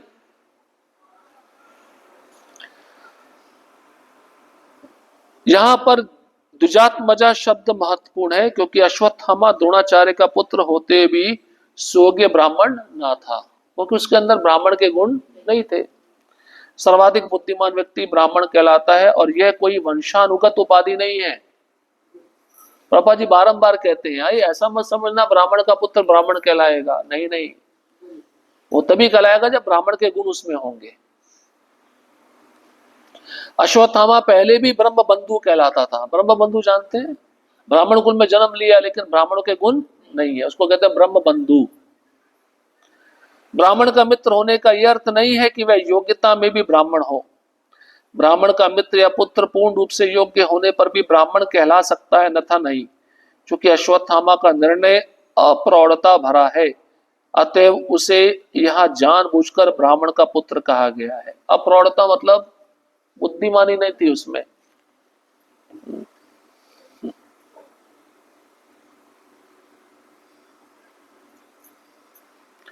श्लोक क्रमांक 20। अथोपस्पृश्य सलिलम संददे तत्समाहिता अजानन्नपि संहारम प्राणकृच्छा उपस्थिते। चूंकि उसके प्राण संकट में थे, अतः उसने अपने को पवित्र करने के लिए जल का स्पर्श किया और ब्रह्मास्त्र चलाने के लिए मंत्रोच्चार में अपना ध्यान एकाग्र किया। यद्यपि उसे इस अस्त्र को वापस लाने की विधि ज्ञात न थी। आज भी अश्वत्थामा है, पता आपको? वृंदावन में है, खादिर वन में रहता है। भगवान ने जो मणि निकाली थी, अभी भी खून निकल रहा है उसके यहाँ से। उसको बहुत वेदना होती है, दर्द होती है। ये कुकृत्य करने पर भगवान ने उसको मारा नहीं, जो मणि के द्वारा उसको तेज मिलता था, मणि छीन ली और दरिद्र बना दिया उसको। तू जीवन भर, जब तक तू इस पृथ्वी पे रहेगा, तब तक ये वेदना, ये दर्द तेरे को होता रहेगा और खून रिसता रहेगा। तो कभी कभार कई ब्रजवासियों ने उसको गिरिराज जी की परिक्रमा करते हुए भी देखा है। अब आप समझिए, त्रेता युग में, द्वापर युग में जो लोग रहते थे उनका आयु कितना लंबा होता था, उम्र कितनी लंबी होती थी, शरीर कितना हृष्ट पुष्ट होता था। तो कलयुग के जीवों के जैसे वो नहीं दिखते हैं। ऐसा व्यक्ति अगर त्रेता युग द्वापर युग का व्यक्ति आपके बीच में आ जाए तो आपको आश्चर्य लगेगा ना, कुछ अलग ही महसूस होगा। तो खादिर वन, जहां पे भगवान कृष्ण ने बकासुर का वध किया था, वहां पे रहता है वो अभी भी। उसी खादिर वन में लोकनाथ गोस्वामी का भजन कुटीर है और कई ब्रजवासियों ने देखा भी है। भगवान का आश्रय लिया हुआ है, घूम रहा है, इधर उधर भटक रहा है। तो ऐसा प्रसंग भी आया कि ब्रजवासी एक वैद्य थे, उनके पास में गया कि मेरा जो खून निकल रहा है इसको थोड़ा बंद कर दो। तो उन्होंने देखा ये अद्भुत पुरुष कहाँ से आ गया, कुछ अलग ही दिख रहा है। तो कुछ समय उसने बातचीत किया, वो अदृश्य हो गया, फिर वहां से गायब हो गया। तो उसने अपने प्राण संकट में देखे, अपने को पवित्र करने के लिए, अपने को बचाने के लिए जल का स्पर्श के विधि है ब्रह्मास्त्र छोड़ने की। देखिए कितना भयानक अस्त्र है। आजकल जो एटम बम, न्यूक्लियर बम है, कुछ नहीं है। ऐसा बताते हैं न्यूक्लियर बम एक फोड़ेंगे तो 6 करोड़ लोग मर जाएंगे, 6 करोड़। और जहां पे वो गिरेगा उसके आसपास के 500 किलोमीटर दूर तक ऐसी रेज फैलेंगी कि बच्चे अपंग पैदा होंगे, फसल उग नहीं पाएगी। ये न्यूक्लियर बॉम्ब, छोटा सा बॉम्ब जो वैज्ञानिकों ने रचना की है, लेकिन ये तो ब्रह्मास्त्र है। ये मंत्रों से चलता है और किसी को टारगेट बना के भेजा जाए तो टारगेट पे ही अपना लक्ष्य भेद देगा। और विशेष बात, अगर दूसरा इसका पर्याय क्या निकाल सकते हैं, अगर ब्रह्मांड को जलाना हो तो ये जला भी सकता है। एक तीर है, मंत्रों से चलता है। न्यूक्लियर बम आपने फेंका, मंत्र से वापस ले सकते हो? नहीं ले सकते। ऐसे अद्भुत हथियार हैं। कई हथियार ऐसे होते थे, महाभारत युद्ध में बताया गया, एक तीर छोड़ा उसमें नाग बना हुआ है, नाग निकलते थे, नाग चारों तरफ सांप ही सांप फैल जाते थे। एक तीर ऐसे होते थे बारिश आने लगती थी, एक तीर ऐसे होते थे जवाही आने लगती थी, एक तीर ऐसे होते थे धुआं फैल जाता था, भ्रमित करने के लिए। तो ये क्षत्रिय लोग कितने निपुण होते थे अस्त्रों को चलाने में, मंत्रोच्चारण करने में। सोचिए, ये पहले सब सीखे हुए थे गुरुकुल में जाकर। तो अपने को बचाने के लिए, अपने को पवित्र करते हुए जल का स्पर्श किया, ब्रह्मास्त्र चलाने के लिए उसने मंत्रोच्चारण किया और ध्यान एकाग्र किया। लेकिन उसे ये ब्रह्मास्त्र को वापस लाने की विधि ज्ञात नहीं थी, पता नहीं थी। भौतिक कार्यकलापों के सूक्ष्म रूप भौतिक कार्य पद्धति की स्थूलतर विधियों से अधिक सूक्ष्म होते हैं। इस तरह के भौतिक कार्यकलापों के ऐसे सूक्ष्म रूप ध्वनि की शुद्धि द्वारा प्राप्त किए जाते हैं। यहाँ पर ब्रह्मास्त्र को मंत्रोच्चारण द्वारा क्रियाशील करने के लिए इसी विधि को अपनाया गया है। वही प्रभुपाद जी अंतर बता रहे हैं। वैज्ञानिक लोगों ने बम बनाए, लेकिन ये जल को स्पर्श करके मंत्र से चलने वाला हथियार है।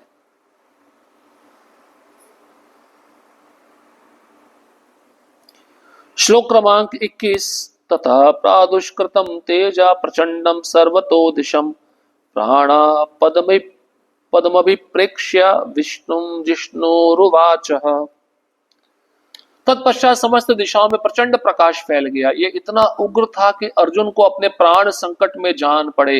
अतः उसने भगवान श्री कृष्ण को संबोधित करना प्रारंभ किया। तो अर्जुन ने देखा चारों तरफ प्रकाश फैल रहा है। ऐसा प्रकाश नहीं, हजारों हजारों जो सूर्य होते हैं उसका प्रकाश निकलने लगा। तो देखा कि इतना उग्र प्रकाश फैल रहा है, अर्जुन को भी अपने प्राण संकट में जान पड़ गए। उन्होंने भगवान कृष्ण को संबोधित किया। ये क्या है? श्लोक क्रमांक 22। अर्जुन उवाच कृष्ण कृष्ण महाबाहो भक्तानाम अपभयंकर त्वमेको दह्यमानानां पवर्गो असि संसृते। अर्जुन ने कहा, हे भगवान श्री कृष्ण, आप सर्वशक्तिमान परमेश्वर हैं, आपकी विविध शक्तियों की कोई सीमा नहीं है। अतएव एकमात्र आप ही अपने भक्तों के हृदयों में अभय उत्पन्न करने में समर्थ हैं। भौतिक कष्टों की ज्वालाओं में फंसे सारे लोग केवल आप में ही मोक्ष का मार्ग पा सकते हैं। तो देखिए, एक तरफ अश्वत्थामा जिसके प्राण संकट में पड़े, अपने को बचाने के लिए ब्रह्मास्त्र छोड़ दिया, परवाह नहीं की दूसरे के साथ क्या होगा। एक तरफ अर्जुन है जिनके प्राण संकट में पड़े, वो किसके आश्रय में जा रहे हैं?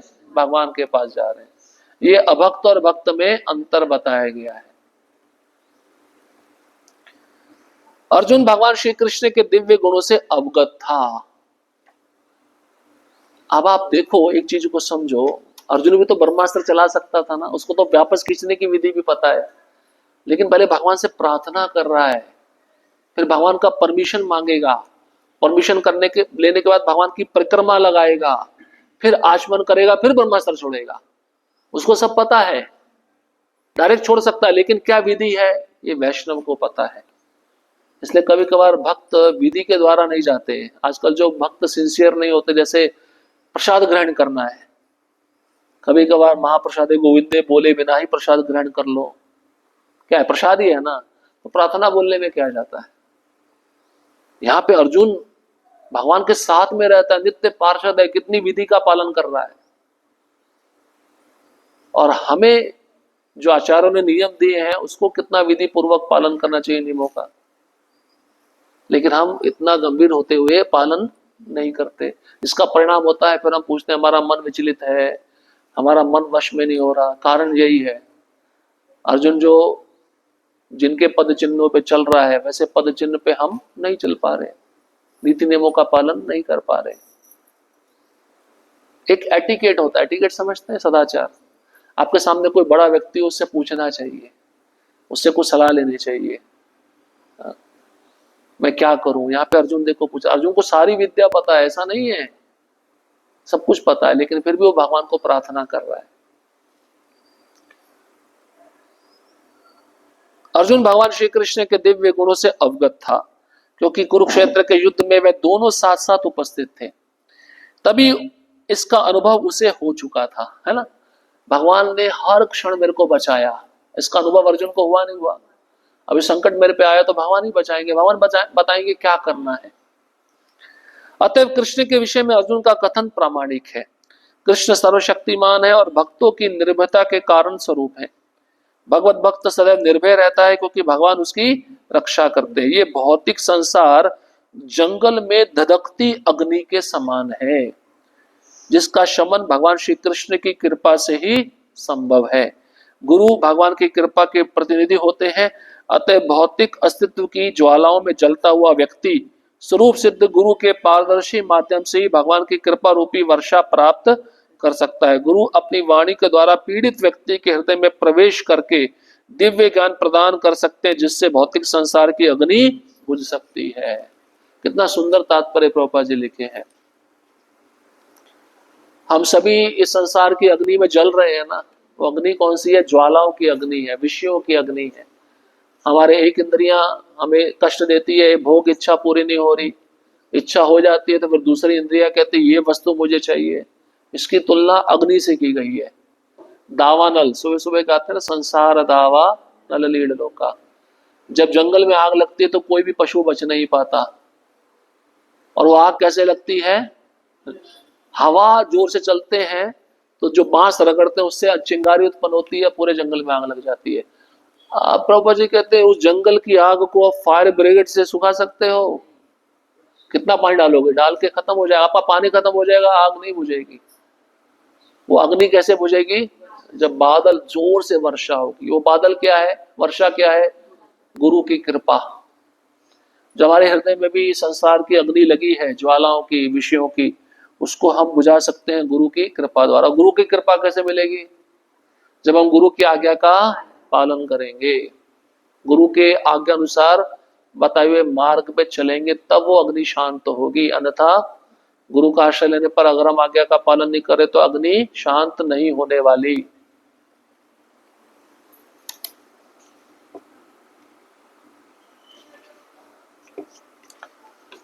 श्लोक क्रमांक 23।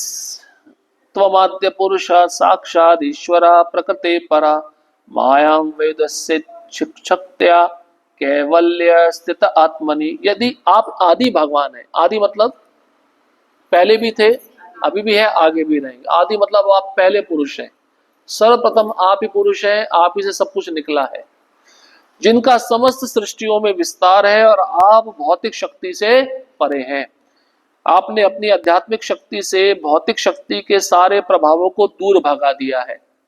आप निरंतर शाश्वत आनंद तथा दिव्य ज्ञान में स्थित रहते हैं।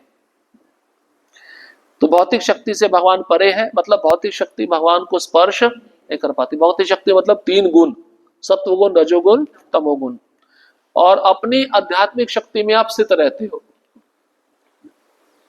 संदनी शक्ति, आह्लादनी शक्ति और संवित शक्ति, 3 प्रमुख आध्यात्मिक शक्तियां भगवान की, इसमें आप स्थित रहते हो। और इसी आध्यात्मिक शक्ति से आप सारे भौतिक शक्ति के प्रभावों को दूर करते हो।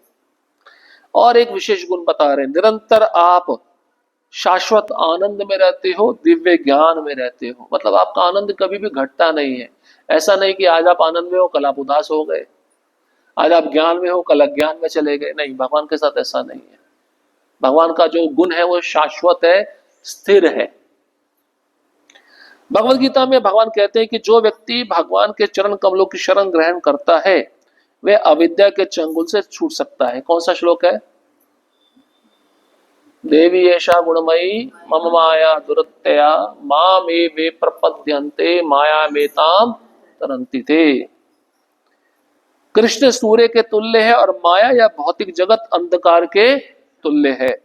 जहां जहां सूर्य का प्रकाश जाता है वहां वहां से अंधकार या अज्ञान तुरंत दूर हो जाता है। यहाँ पर अज्ञान के संसार से निकलने का सर्वश्रेष्ठ उपाय सुझाया गया है। यहाँ पर भगवान को आदि परम ईश्वर कहा गया है। उन्हीं से अन्य सारे अवतारों का विस्तार होता है। सर्वव्यापी भगवान विष्णु भगवान कृष्ण के पूर्ण अंश या विस्तार है। भगवान अपनी नाना प्रकार की शक्तियों सहित ईश्वर तथा जीवों के असंख्य रूपों में अपना विस्तार करते हैं। लेकिन श्री कृष्ण मूल आदि भगवान है, जिनसे प्रत्येक वस्तु का उद्भव होता है। इस दृश्य जगत में भगवान का जो सर्वव्यापी रूप दिखलाई पड़ता है वह भी भगवान की आंशिक अभिव्यक्ति है। किसके बारे में कह रहे हैं? भगवान का आंशिक, भगवान की आंशिक अभिव्यक्ति क्या है? सर्वव्यापी रूप कौन सा है? परमात्मा, जो सबके हृदय में है। अतः परमात्मा भगवान में ही सन्निहित है। वह पूर्ण पुरुषोत्तम भगवान है। उन्हें भौतिक जगत के कर्मों तथा फलों से कोई सरोकार नहीं होता, क्योंकि वह भौतिक सृष्टि से बहुत ऊपर है। अब कोई विमान आकाश में चल रहा है और नीचे गाड़ी चल रही है सड़क पे, गाड़ी वाला बोले विमान वाले को नीचे उतर के तू मेरे साथ चल, है संभव? नहीं। उसका अपना रूल है, उसका अपना नियम है, इसका अपना नियम है। अब वो तुम्हारा थोड़े ना सुनेगा। आकाश में रेड लाइट है तो वहीं पे रुक जाएगा वो। भगवान कहने का मतलब ये है कि मनुष्य अपने नियमों को भगवान पे थोपना नहीं चाहिए। भौतिक सृष्टि से भगवान बहुत ऊपर है, परे है। जैसे सरकार के जो सड़कों पे नियम होते हैं वे नियम विमानों पे लागू नहीं होते, ऐसे ही मनुष्यों के द्वारा जो बनाए गए नियम है वो भगवान पे लागू नहीं होते हैं। अंधकार सूर्य का विकृत रूप है, अतएव अंधकार का अस्तित्व सूर्य के अस्तित्व पर निर्भर करता है। लेकिन सूर्य में अंधकार का नामो निशान नहीं होता। क्या क्या कहना चाह रहे हैं प्रभुपाद जी? भगवान में अज्ञान का नामो निशान नहीं है, जैसे सूर्य में अंधकार का नामो निशान नहीं है। जिस प्रकार सूर्य केवल प्रकाश से ओतप्रोत होता है, उसी प्रकार भगवान इस भौतिक जगत से परे रहकर आनंद से ओतप्रोत रहते हैं। वे न केवल आनंद से परिपूर्ण है अपितु दिव्य विविधता से भी ओतप्रोत है। खाली भगवान में आनंद नहीं पाया जाता, विविधता, वैरायटी पाई जाती है। वैरायटी क्या है? अलग अलग फूलों का श्रृंगार, अलग अलग प्रकार की वेणु, है ना? अलग अलग यशोदा माता भी अलग अलग प्रकार के गहने पहनाती है। विविधता पसंद है, अलग अलग प्रकार के व्यंजन भगवान खाते हैं। दिव्यता तनिक भी गतिहीन नहीं है, बल्कि गतिशील विविधता से युक्त है। वे भौतिक प्रकृति से भिन्न है, क्योंकि भौतिक प्रकृति 3 गुणों के कारण जटिल बनी रहती है। वे परम या प्रधान है, अतः वे पूर्ण है। उनकी अनेक शक्तियां हैं और वे अपनी विविध शक्तियों के द्वारा संसार का सृजन, पालन तथा संहार करते हैं। लेकिन उनके अपने धाम में सब कुछ सनातन तथा पूर्ण है। ये संसार केवल शक्तियों या शक्तिशाली प्रतिनिधियों द्वारा संचालित न होकर सर्वशक्तिमान के द्वारा उनकी समस्त शक्तियों सहित संचालित होता है। स एव जीव लोकस्य माया मोहित चेतसा विदत्से स्वेन वीरेण श्रेयो धर्मादिलक्षणम।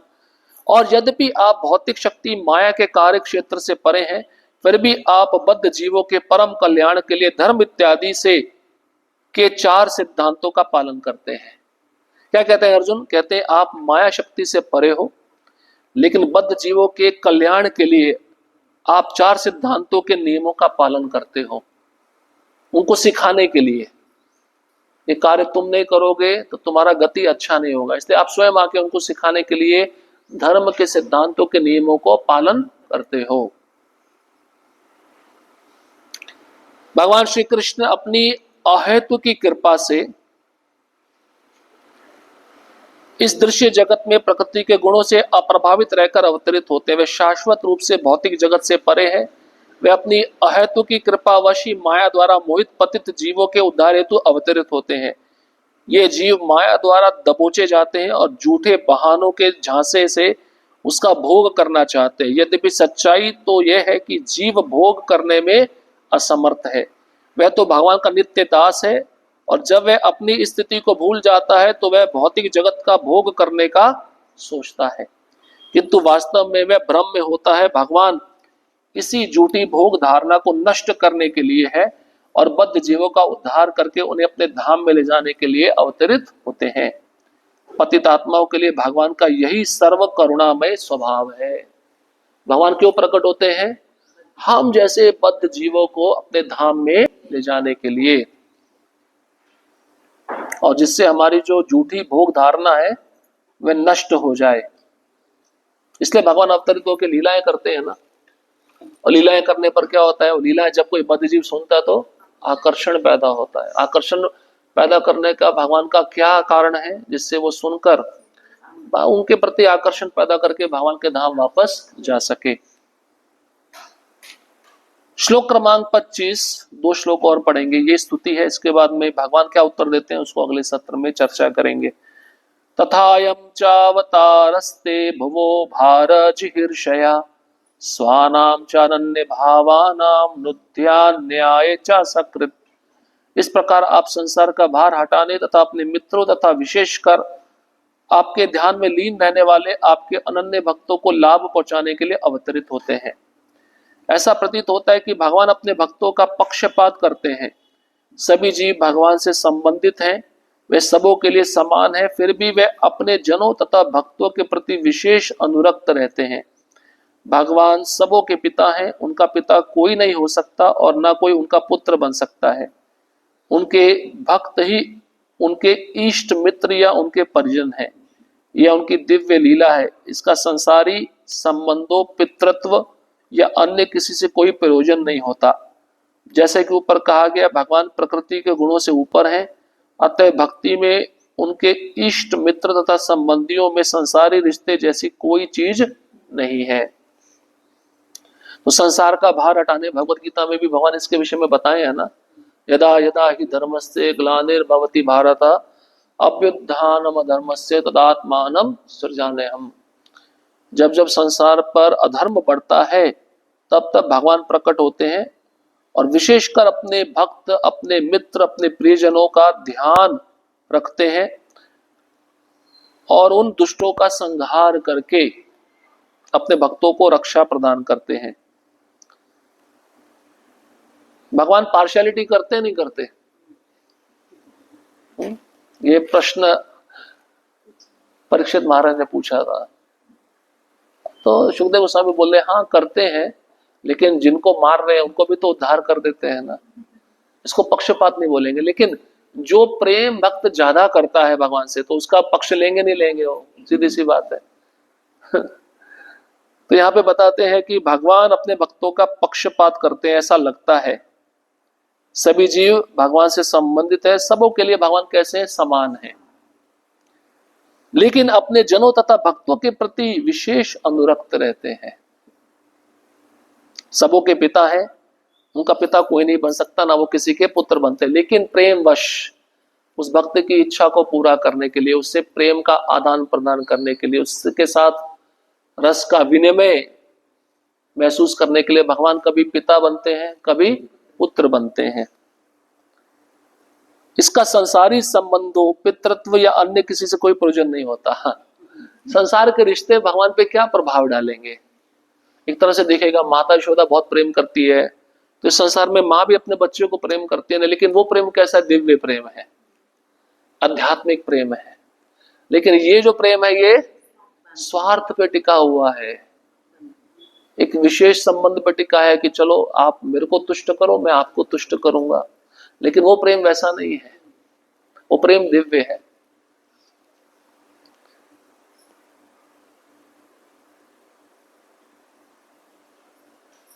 श्लोक क्रमांक 26, किमिदम स्वित कुतो वेति देव देव न वेदयम सर्वतो मुख मायाति तेजा परम दारुणम। हे देवादि देव, चारों ओर फैलने वाला एक घातक तेज कैसा है, यह कहां से आ रहा है, मैं इसे समझ नहीं पा रहा हूं। तात्पर्य, जो भी वस्तु भगवान के समक्ष प्रस्तुत की जाए उसे सादर प्रार्थना पूर्वक करना चाहिए, यही मानक विधि है। और अर्जुन ने भगवान के अंतरंगा सखा होते हुए भी इस विधि का पालन सामान्य जनों को सूचित करने के लिए किया। देखिए क्या कह रहे हैं प्रभुपाद जी, एक विधि है ना ब्रह्मास्त्र चलाने की, लेकिन भगवान साथ में है, तो अर्जुन ने प्रार्थना किया। आगे भी वर्णन आएगा, कुछ और विधि का पालन करेंगे। किसके लिए किया? हमको सिखाने के लिए कि अपने मन में जो आया वैसा मत करो। अगर आपके कुछ हितैषी लोग हैं, आपके शुभ चिंतक लोग हैं जो आपका अच्छा करना चाहते, तो उनसे कुछ चर्चा करो, उनसे कुछ विचार विमर्श करो। सबसे पहले भगवान की स्तुति की 4 श्लोकों में। वो पूछ रहे हैं, ये चारों ओर फैलने वाला घातक तेज क्या है? क्या अर्जुन को पता नहीं है? सब पता है। उन्होंने ब्रह्मास्त्र की विद्या ली। आप सोचिए, शिव जी के पास जाकर पशुपातास्त्र उन्होंने प्राप्त किया, नारायणास्त्र प्राप्त किया, इससे भी बड़े बड़े हथियार उनके हाथ में है। वो पता नहीं है ब्रह्मास्त्र चलाने पे क्या होता है। इसका मतलब क्या है? बड़े लोगों के सामने अर्जुन अपने को क्या दिखा रहे हैं? मैं कुछ जानता नहीं हूं, मुझे पता नहीं है, आप बताइए क्या करना है। लेकिन आजकल की पीढ़ी कैसी है? हम सब जानते हैं, 2 जवाब उत्तर देने में और 2 कदम आगे है। इससे भगवान कभी प्रसन्न नहीं होते। हम समझते हैं कि हमें पता है सब कुछ, लेकिन जब मुसीबत आएगी आपका ज्ञान वो किसी भी काम नहीं आएगा। यहां पे बताया गया, भगवान के समक्ष अर्जुन ने सादर प्रार्थना पूर्वक निवेदन किया, ये मानक विधि है। आप देखते हैं ना, कोई भी आचार्य ग्रंथ भी लिखता है तो सबसे पहले भगवान से प्रार्थना करता है, गुरुजनों से प्रार्थना करता है, आप शक्ति दीजिए मैं कार्य कर सकूं।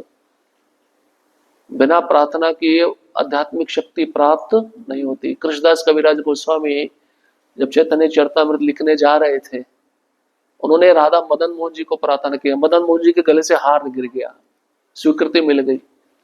उतना रुके नहीं, भगवान ने प्रार्थना दी, अनुमति दे दी, चलो लिखना शुरू करता हूं, मैं कितना महान हूं। हर एक भक्त के पास मैं गए, चरणों में प्रणाम किया, आप भी आज्ञा दीजिए मैं लिख पाऊं। सबने आज्ञा दिया। और लिखते समय क्या बोल रहे हैं?